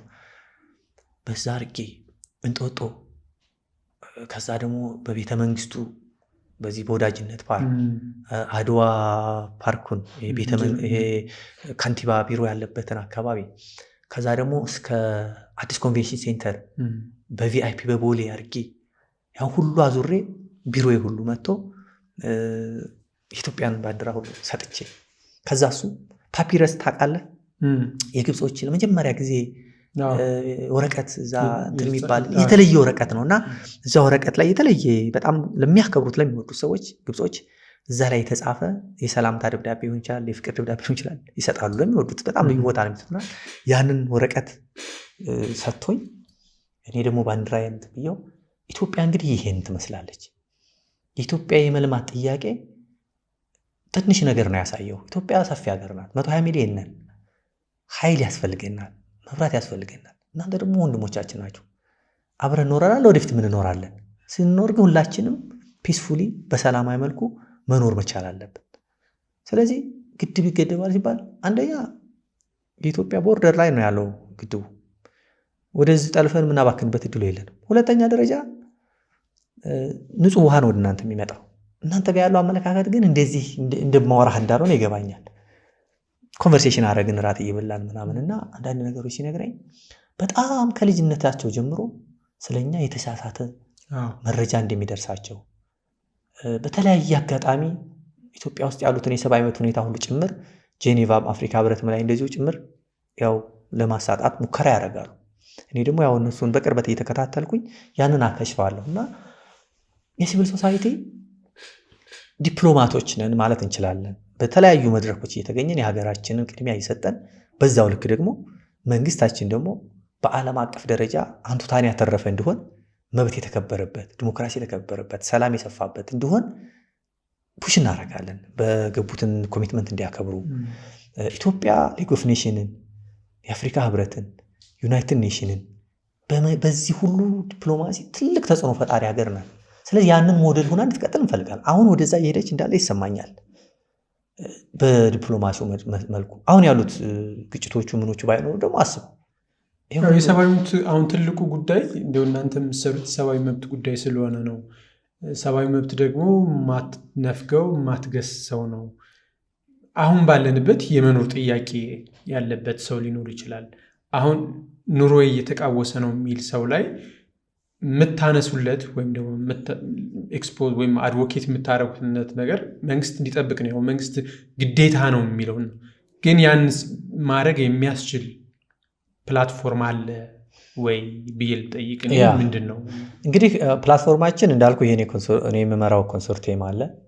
የሲቪል ማህበረሰብ ድርጅቶች ደግሞ የጋራ ምክር ቤት አለን። ምክር ቤት ካውንስል የምንለው ሌሎች ፎረሞች እንደዚህ ምናምን ስትራክቸሮች አሉ። እነዚህ ሁሉ በተለያዩ ጉዳይ ላይ የሚሰሩ ሲቪል ሶሳይቲዎች ጄኔሬት የሚያደርጓቸውን ኤቪደንሶች ወደ ህዝብ ወደ መንግስት የሚያደርሱባቸው ናቸው። ስለዚህ እንዳነሳው ነው። ለምሳሌ የፕራዮሪቲ ጥያቄ ይነሳል። ቅድሚያ ይሄ ነው ወይ ያ ነው ወይ? እኔ የምለው በግሌ ይሄ አስፈላጊ ነው፣ ያኛው ግን መስተካከል አለበት። ስለዚህ ይሄኛው መሰራቱ ላይ ተቃውሞ የለኝም። ግን ደግሞ ይሄ ሲሰራ መብትን ያማከለ ምሳሌ የካሳ ስርዓቱ ሊሆን ይችላል ወትሶኤቨር እሱ እንዲመጣ ያን ባከበረ መልኩ እንደሆን እፈልጋለሁ። የምናውቃቸውንና እጃችን ላይ ያሉትን ኤቪደንሶች መልሰን ወደ ህዝብ የምናደርስበት ነው። ፓርትሊ አጀንዳችንን ክሊር እያደረግን ነው። የአድቮኬሲ ስራ ደግሞ እንደምታውቀው ጊዜ ይፈልጋል። በአንድ ጊዜ የሚሆን አይደለም። ብዙ ፋክተሮች አሉት እንዲሳካም እንዳይሳካም እና ይህን ሁሉ ታሳቢ ባደረገ መልኩ እየሰራን ነው ያለ ነው። በቂ ነው ልልህ አልችልም። ለእኔ እንደ አንድ በዚህ ላይ እንደሚሰራ ሰው ቅር የሚለኝ የለም።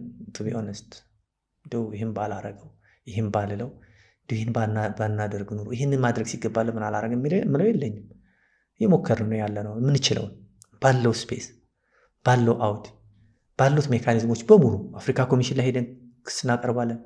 ዩኤን ጄኔቫ ሄደን ክስ እናቀርባለን። ኒውዮርክ ሄደን ክስ እናቀርባለን። ኢቭን ስቴት ዲፓርትመንት ሁሉ ተመላልሼ 2 ጊዜ ምናምን ሲሪየስ ኮንሰርኖችን አቅርቤያለሁ። የኢትዮጵያ መንግስት መታገዝ አለበት። ለምሳሌ ከዚሁ ጋር የተገናኘ ታስታውስ እንደሆነ የሆነ ጊዜ ኢትዮጵያ መንግስት ላይ ብዙ ጫና የሚደረግበት እንትን ነበር። ሃንድስ ኦፍ ኢትዮጵያ የሚባል በቃ የሚባል ይሄ ኖሞር የሚባል ሙቭመንት የሰሜን ኢትዮጵያ ጦርነት ጊዜ ማለት ነው።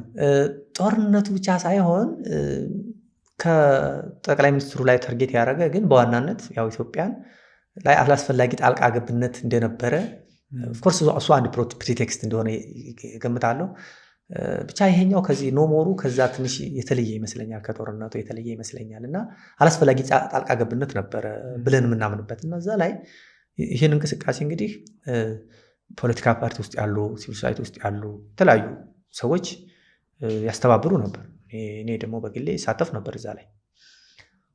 ኖሞር ምንድን ነው?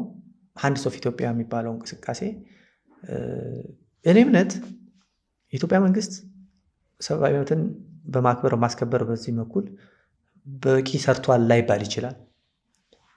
ግን ፕላን ቢ የለንም ነው። እንደምታውቀው ነው የአሁኑ መንግስት የመጣበት ለውጡ ላይ 2010 ላይ።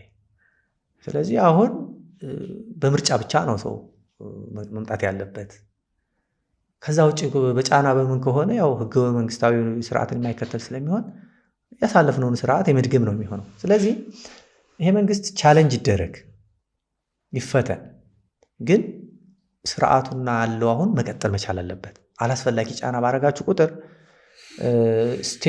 ስቴት ሲስተሙ ፋንክሽን ማድረጉ ችግር ውስጥ ይገባል የሚል እምነት ስለነበረኝ እዛ ላይ ለምሳሌ ፒቲሽን ሁሉ አውሮፓ ህብረት፣ እንግሊዝ ኤምባሲ፣ የአሜሪካ ኤምባሲ እንደውም ሰልፎች ሁሉ ተደርገው ነበረ ተወሰኑ። እዛ ላይ ሰልፉ ላይ አልተሳተፍኩም። ሀሳቡን ግን ልክ ነው ብዬ አምን ነበር። ከዚህም ጋር በተገናኘ ከተወሰኑ አብረኝ የሚሰሩ ከነበሩ ፓርትነሮች ክስ ቀርቦብኝ ያውቃል። ምን የሚል እኛን እንዴት ትተቻላችሁ አይነት ነው። ሃንድስ ኦፍ ኢትዮጵያ ስንል እኛ የኢትዮጵያ መብት እንዲከበር ነው የሚሰራው አይነት ነው ወይ? መጀመሪያ እኔ ዜጋ ነኝ። እንደ አንድ ኢትዮጵያዊ ሀሳቤን ነው የገለጽኩት። ልክ ነው ተገቢ ነው ብዬ አላምንም።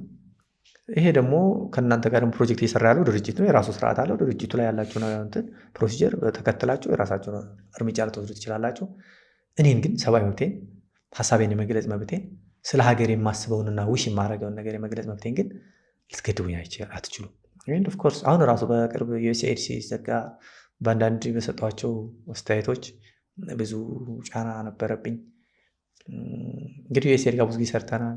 ሲሄድ ደግሞ ያው ሄደ እና እኔ ያልኩት መልካም መንገድ ነው። በተለይ በእኛ በምንሰራባቸው ዘርፎች ያን ያክል ብዙ ድጋፍ ፍትህ ስርዓቱ ላይ ብዙ ድጋፍ ሲያደርጉ የነበሩ ፕሮግራሞች እንዳሉ አውቃለሁ። ግን ለእኔ እንደው የህልውና ጉዳይ ነው ምለው አልነበረም። በተለይ የሚመጡት ገንዘቦቹ ፍትሐዊነት ላይ ቺፍ ኦፍ ፓርቲ ከአሜሪካ ነው የሚመጣው ወይ አሜሪካዊ ነው። እንደው በልዩ ሁኔታ አንድ ሁለት ማውቃቸው ሰዎች አሉ እዛ የሆኑ አብዛኛው የመጣው ገንዘብ መኪና፣ ቤት ምናምን ስታይ ብዙ ነገር መልሶ መላልሶ ወደዛው የሚመለስ እንጂ ወደ ማህበረሰብ የሚደርሰው ትንሽ ነው እና እኔ ቅሬታ ነበረኝ ላይ። ይህንን ደግሞ ባገኘሁት አጋጣሚ አነሳለሁ። ኤምባሲም ጭምር ሲሄድ እዛም ሲሄድ ዩኤስኤድም ሄድ ኦፊስ ዲሲ በሄድኩኝ ጊዜ ይህን አንስቻለሁ። ሁለተኛ ደግሞ ፕሮሰሱ ሂደቱ በጣም አዝግ ነው። በጣም ትንሽ ገንዘብ ወስደህ በቃ ስቃይን በልተህ ነው ሪፖርት የምታደርገው እና አንተ ያችን ትንሽዬ ገንዘብ ወስደህ በደከምካት ልክ ሪፖርት ይደረጋል። በመሀል ያለው ትራንዛክሽን ግን ሎት ኦፍ እና ብዙ ገንዘብ ይባክንበት ነው። እነዚህ ነገሮች ላይ አሁንም ቢሆን ይሄ ሎካላይዜሽን የሚባል አለ። አካባቢውን ይሄን ሀገሩን ኮንቴክስት ያማከልና በሎካል ሲቪል ሶሳይቲ የሚመራ መሆን መቻል አለበት አጠቃላይ የሚል እሳቤ አለ። እሱ በደንብ እየመጣ ነው ወደፊት እና እሱን በሚመለከት ቅሬታ ነበረኝ፣ አሁንም አለኝ።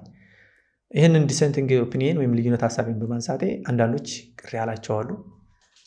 እንግዲህ ቅር ካላቸው ምን ማድረግ እችላለሁ? ይሄ ግን ማምንበት ነው። ደግሞ ዲሞክራሲ ላይ አይደለም የምንሰራው። ስለዚህ ሀሳቤን ነው የገለጽኩት። ሀሳባቸው የተለየና እኔን የሚያሳምን ካላቸው ቻሌንጅ አድርጉኝ። ከዛ ውጭ ግን እንደው በሆነ ጊዜ ደሞዝ ስለተከፈለንና ብር ስላገኘን ስለበላን ዝም በል ከሆነ እኛ ለዛ አይደለም ሰርተን የስራችንን የላባችንን ነው እንጂ እነሱ ቀጣሪ እኛ ተቀጣሪ ሆነን ሳይሆን በጋራ ነው ስራ የሰራ ነው።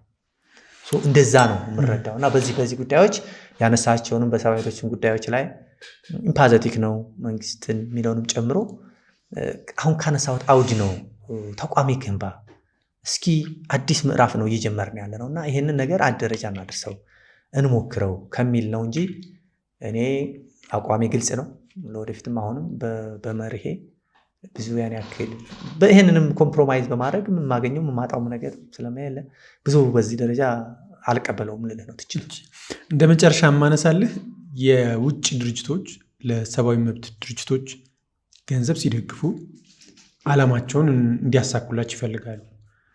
ለምሳሌ ከኢትዮጵያ ካልቸር ውጭ የሆነ ሀሳብ ሊመጣብህ ይችላል። አንዳንዴ ደግሞ መንግስትን የሚያሳጣም መረጃም እንዲሰጡ ሊመጣ ይችላል። እንደ አይነት ጉዳዮች አይገጥሟቸው? በተደጋጋሚ የሚነሳ ነው ባይዘወይ እና ሁለተኛ ይህን ክርክር ሲነሳ ደግሞ የሚነሱት ነፃ ዳቦ ነፃ ምሳ የለም፣ ኖ ፍሪ ላንች ዝም ብሎ አይሰጡም የሚልም ጥያቄ ይነሳል። ይህንን ባላንስ የማድረግ ጉዳይ ነው። እንዳልከው አንዳንድ ጊዜ እንደዚህ ጉዳዮች ላይ ለምሳሌ ፐብሊክ ሞራልን በሚመለከት ያነሳ ጥያቄ ይመጣል።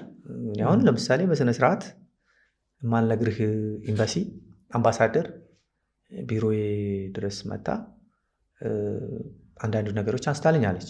ለምሳሌ ከጾታ ጋር በተገናኘ ከሞት ቅጣት ጋር በተገናኘ እና ያልኳት ምንድን ነው እኛ ኢትዮጵያ ውስጥ ነው የምንሰራው፣ ኢትዮጵያውያንን የኢትዮጵያ ሕግ እንዲህ አይነት ነገሮች እንዲሰራ አይፈቅድም። ሁለተኛ ይሄ ከህዝብ ሞራል ተቃራኒ ነው፣ ወንጀልም ጭምር ነው እንዲህ አይነት ነገሮችን ፕሮሞት ማድረግ። ስለዚህ አንፎርቹኔትሊ ይሄንን ነገር እንዲሻሻል ወይ ምን እንዲል ምን ብለን የምንሰራው ሌጋሊ በህግ የተደገፈ እንትን ስለሌለን እንዲህ አይነት ስራዎችን መስራት አንችልም ብዬ በዲሲፕሊን በሆነ መልኩ ማለት ነው። ቢኮዝ ሌላ ሀገር ላይ የተፈቀደ ሊሆን ይችላል፣ ሌሎች ሀገሮች ላይ ሰዎች እንደዚህ ሊያደርጉ ይችላሉ፣ መብታቸው ነው። እኔ ግን እንደ አንድ ኢትዮጵያዊ እንደ አንድ ዜጋ ይሄን በግሌ አልደግፈውም። እኔ በምመራውም ተቋም እንዲህ አይነት ነገርን ሲጀመር ያስጠይቀናል። እንደው በሆነ መንገድ እንስራው እንኳ ብንል በጭራሽ የምንቀበለውና የምንደግፈው አይደለም። ጥያቄዎችና ጫናዎች ግን አሉ። ለምሳሌ የሞት ቅጣት ያልኩህን በሚመለከት ዲስ ፔናልቲ ኢትዮጵያ ውስጥ እንግዲህ እንደምታስታውሰው ወይም ንባብ ሊኖር ይችላል 3 የማይበልጡ ኬዞች ናቸው ኢትዮጵያ ውስጥ በሞት ቅጣት ሰዎች፣ እነሱም ፖለቲካ የሆኑ ለምሳሌ የሀየሎም ኬዝ ለምሳሌ አለ አንድ እንደዚህ ምናምን የተወሰኑ እነሱም ትንሽ የተወሳሰቡ ናቸው። ከዛ ውጭ ተፈጽሞ አያውቅም። ብዙ ፍርዶች ደግሞ አሉ። ለምሳሌ ከዛሬ 2 ወይ 3 ዓመት በፊት በነበረ አንድ ጥናት 122 አካባቢ ሰዎች የሞት ፍርደኞች እንዳሉ ጥናት ነበረን። ፍርደኛ ናቸው ግን አይፈጸሙም እና ወይሳይ ማትፈጽሙት ከሆነ አንሱት፣ ይሄ ቶርች ማድረግ ነው ሰዎችን የሚል አርጊመንት አንስተን በተደጋጋሚ ከፍትህ ሚኒስቴር ሰዎች ከሚመለከታቸው ጋር ክርክር እናደርግበት ነበር። በቅርቡ በኢትዮጵያ በተገመገመችበት የሰብአዊ መብት ግምገማም ጄኔቫ አፍሪካ ኮሚሽን ላይ በነበረው ይሄን አንስተናል። መቅረት አለበት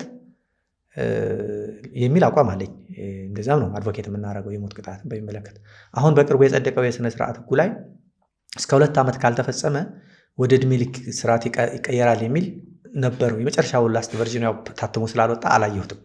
እሱ ላይ ካለ ይሄ ትልቅ ዊን ነው ለኛ። እስከ 2 ዓመት ካልተፈጸመ ወደ ዕድሜ ልክ ይወራል የሚለው ማለት ነው። ቢኮዝ እሱ ላይ ብዙ ሰዎች ተፈርዶባቸው በምንም በይግባኝም በምንም የማይሻሩ ነው። ግን ካልተፈጸመ አንደኛ ጥበቃው ራሱ በጣም አስቸጋሪ ነው።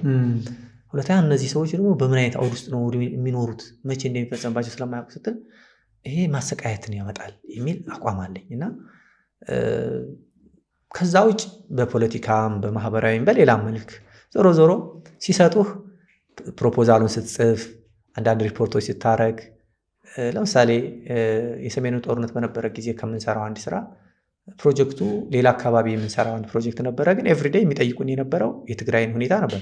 አይሳይ ነው የትግራይ ሁኔታን ለመከታተል እና መረጃ ለማለት ለማጋራት አይደለም ይሄ ፕሮጀክታችን።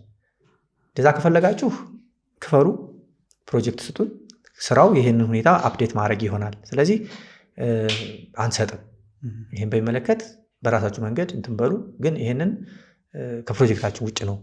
ፕሮጀክታችንም ውስጥ ቢሆን አንዳንድ ጥያቄ ሲመጣ በጭራሽ ይሄ ልክ አይደለም ብዬ እከራከራለሁ። ምን ያክሉ ይከራከራል? እንደ ሰው ነው። ገንዘቡን ላገኝ እንጂ እኔ ምን አገባኝ የሚል ሊኖር ይችላል፣ አይኖርም አይደለም።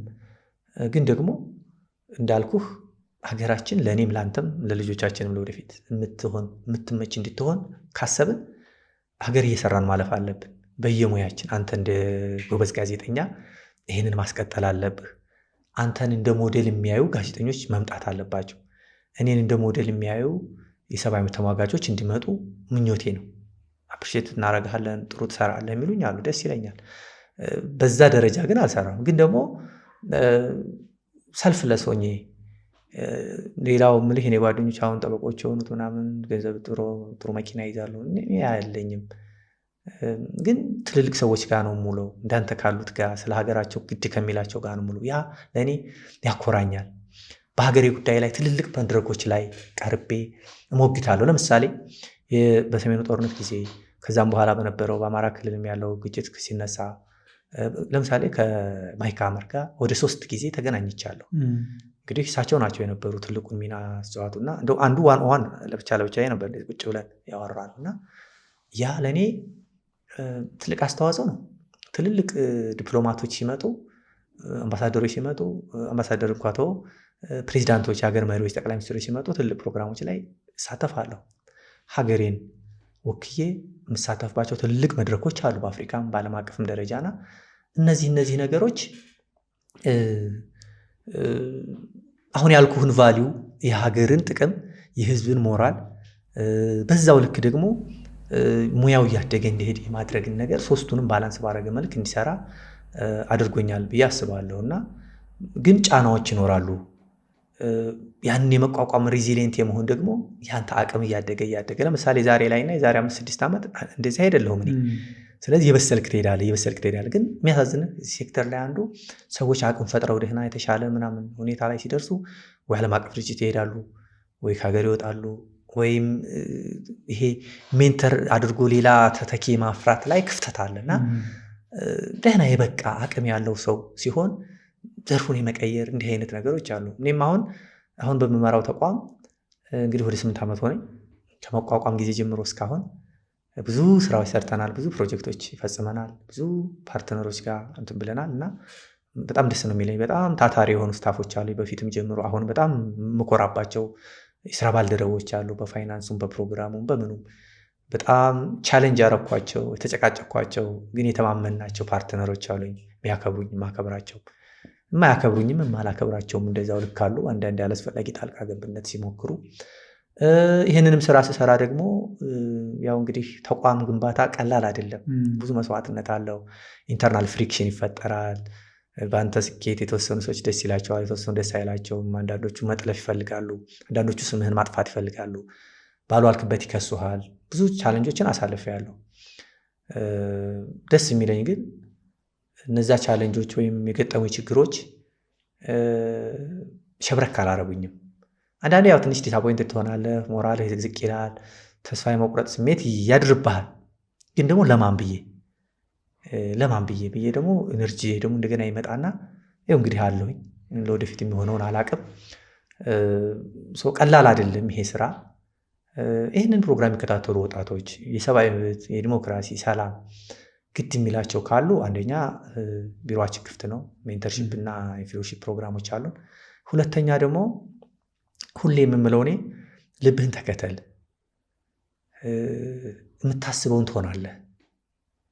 የምታስበውን ለመሆን የምታስበውና የምትደርስበት መዳረሻ የሆነው ነገር የሚፈልገውን ነገር ይኑር። እውቀት የሚፈልግ ከሆነ ልምድ የሚፈልግ ከሆነ ዝም ብሎ በመፈለግ ሳይሆን በመሆን ስለሆነ ስኬት የሚመጣው። ሁለተኛ ደግሞ ኮንሲስተንሲ፣ አንድን ነገር አቋምህን ሆነ እምነትህን ሁሌ መቆም መጽናት። ብዙ ፈታኝ ነገር አለ፣ በብዙ መልክ ትፈተናለህ ስራ ስትሰራ። እኔ በአጋጣሚ ሆኖ እንደው እንደነገርኩህ ያለፍኩበት መንገድ በአብዛኛው ጥሩ ነው፣ ግን ደግሞ ብዙ ፈተናዎች አሳልፌያለሁ።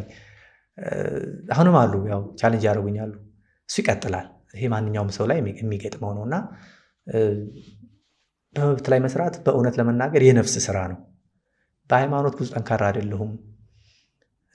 ይሄኛውን ግን በጣም ብዙ ነገሬን እየሰጠሁበትና የምሰጥበት የምለው ሙያዬ ነው እና ለዚህ ሙያ የማደርገው ነገር በጣም ያኮራኛል። ስለዚህ ወጣቶች ላይ የጀመርኩትን የምትፈልጉትን ለመሆን ዝም ብሎ አይገኝም። መስዋዕት መክፈል፣ መሰቃየት። አንተን ፖድካስት ጀምር በግዴነት ስትራግል አድርገሃል። አሁንም ሳይ ብዙ ቪው የለም። ለምን? ይሄንን ከላይ የሆነውን ዝም ብሎ ጊዜያዊ የሆነውን ነው ብዙ ሰው የሚፈልገው። ሴንሴሽናል የሆነውን ምናምን ፍሬ ነገር ያለውን ቁጭ ብሎ የሚያዳምጥ የለም። ግን እንዲህ አይነት አድማጮችን እና እንዲህ አይነት ኮንተንቶችን መርህ ካላደረግን ጊዜ ድረስ አሁን ኢትዮጵያ ውስጥ ያለው ችግር ቢቀጥል አይገርመንም። ትንሾች ናቸዋ ለሀገር እየደከሙ እየሰሩ ግድ የሚላቸው። ብዙዎቻችን ግድ አይለንም ወይ ተስፋ ቆርጠናል። ተስፋ መቁረጥ ደግሞ አያስፈልግምም አይገባም። ሀገር ለማን ብለህ አንተ እንዴት ነው ሌላ ሀገር ሆነ ምቾት እየተሰማ ሀገር ምቾት የማይሰማ ሆኖ በዚህ ቀጥል የምትለው? ስለዚህ መስዋዕት መክፈል አለብህ፣ የራስን አስተዋጽኦ ማድረግ አለብህ እና በሚዲያው ምህዳሩ፣ በፖለቲካ ምህዳሩ፣ በሲቪክ ምህዳሩ አጠቃላይ ያለው በቢዝነስም ጭምር የማይመቹ ብዙ ነገሮች ይኖራሉ። ግን ይህንን ወደሚመች ወደፊቱ ወደሚመች ለመቀየር ሳይመችን መስራት፣ ብዙ ነገርን ቻሌንጅ አድርገህ መስራት ያስፈልጋልና ይሄንን እንደው መልእክት ማለት እፈልጋለሁ። ምናልባት መጨረሻ ላይ እድል ከሰጠኝ ደግሞ አንድ መልእክት አስተላልፋለሁ። እኔ ጥያቄዎችን ጨርሻለሁ። የምታነሳው ሀሳብ ቀር የምትለው ካለ እድሉን ሰጥቻለሁ። እሺ፣ እንግዲህ በቅድሚያ ያው መግቢያም ላይ እንዳመሰገንኩት ይሄንን ሁሉ የኔን ብዙም ባይሆን ግን ደግሞ በእኔ መንገድ ያለፉትን ሰዎች ቢያንስ የተወሰነ ትዝታቸውን ይቀሰቅሳል ብዬ ስላሰብኩኝ ነው። ሁለተኛ ደግሞ ዞሮ ህዝብ እያገለገልን ነው። ፓብሊክ ሰርቫንት ነን ማለት ነው። ለወደፊትም በዚህ መግፋት ፈልጋለሁ። ይሄንን በደንብ እንደው ቀረብ ብዬ ህዝብ ማገለግልበትን እድል ፈልጋለሁ። ለምን ገብቶት እውቀት ኖሮት በደንብ ስራ የሚሰራ ሰው ተቋማትን ለመለወጥ አሰራሮችን፣ የአሰራር ስርዓቶችን ለመለወጥ ብዙ እድል ይኖረዋል ብዬ አስባለሁ እና አትሊስት ባኔ ባለሁበት ዘርፍ ኢትዮጵያ አሁን ካለችበት ተቀይራ ምሳሌ እንድትሆን ፈልጋለሁ። ያ ደግሞ ዝም ብሎ እንደማይመጣ አውቃለሁ እና ተቋማትን ማጠናከር እንዳልኩት መንግስትና በህዝብ መካከል ያለውን የሰብአዊ መብትን በሚመለከት ያለው አመለካከት ሪዲፋይንድ እንዲደረግ የራሴን አስተዋጽኦ ማድረግ ያስፈልጋል። አሁንም ያለው የሲቪክ ምህዳር ለእኔ በጣም ጥሩ አስቻይ ነው የሚል እምነት ነው ያለኝ ከነ ችግሩም ቢሆን እና በዚህ ዘርፍ ውስጥ ያሉ ሲቪል ማህበራት የተቋቋሙላቸውን ዓላማ ለማሳካት ደከመኝ ሰለቸኝ ሳይሉ መስራት እና ትልቁ ቪዥናቸውን እንዲሳካ ማድረግ ያስፈልጋል። በቅርቡ ደግሞ እንደዚሁ ያቋቋምነው የሚዲያ ሎየር ማህበር አለ። እሱም ትልቅ ኢትዮጵያ ውስጥ ያለው ጋዜጠኞች ላይ ሚዲያ ተቋማት ላይ ያሉ ብዙ ዛም እዚህ የምናያቸውን ችግሮች እንዲሻሻል አስተዋጽኦ ያደርጋል ብዬ በጣም ከልቤ የማምንበትና ለወደፊቱ ትልቅ ደረጃ እንዲደርስ የምሰራው ነውና ይህንን ኢኒሼቲቫችንን ሁሉም ሰው እንዲያግዝ። አሁን እርዳታ ከውጭ በብዛት አይገኝም። ከዚህ በኋላ ያው ተቀይሯል። ወይ ደግሞ ቢዝነስ ቱ ቢዝነስ ነው ወይ ደግሞ ይሄ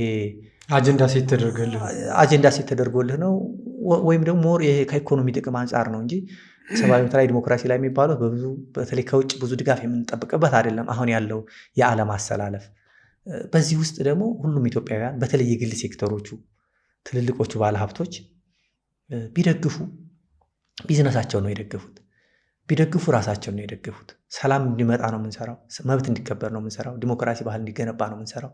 ይሄ ደግሞ ሁሉ መሳካት ኢዚሊ ቢዝነስ መስራትን ያስችላል። እንደ ልብ መንቀሳቀስን ያስችላል። መንግስትን ተጠያቂ ማድረግ ያስችላል። በመንግስትና በህዝብ መካከል ያለውን ግንኙነት የተሻለ ያደርገዋልና እዚህ አካባቢ ድሮ ያስፈራል፣ ግን አሁን የሚያስፈራ ነገር የለም። የተሻሻሉ ህጎች ማዕቀፎችም አሉና ማገዝ አለባችሁ። እንደ እኔ አይነት ስራ የመሰሩ ሰዎችም ቦልድ ሆናችሁ ወደፊት መታችሁ ሊደርሽፑን መውሰድ እና አስተዋጽኦአችሁን ከፍ ማድረግ አለባችሁ ነው ምለው። እንግዲህ ለዚህ ስላበቃኝ እና ለዚህ ፕሮግራም ስለተጋበዝኩ ደግሞ አንተን በእውነት በጣም ነው አመሰግናለሁ። እኔም በጣም አመሰግናለሁ። ደስ ይለኛል ይሄን ኮንቨርሴሽን ስላደረግን። እሺ ታንክ ዩ። አመሰግናለሁ። እሺ እኔም በጣም አመሰግናለሁ። የምን ይሉ ፖድካስት ቤተሰቦች ከመሱድ ጋር ያደረግነው ቆይታ ይህን ይመስል ነበረ። በቀጣይ ሳምንት ሌላ እንግዳ ይዤ ይቀርባለሁ። ቀጣይ ሳምንት እስከምንገናኝ መልካም ሳምንት። በነገራችን ላይ እስካሁን ስትመለከቱ ሰብስክራይብ ካላረጋችሁ ግን ሰብስክራይብ አድርጋችሁ ልትወጡ እጠይቃለሁ። ቻው።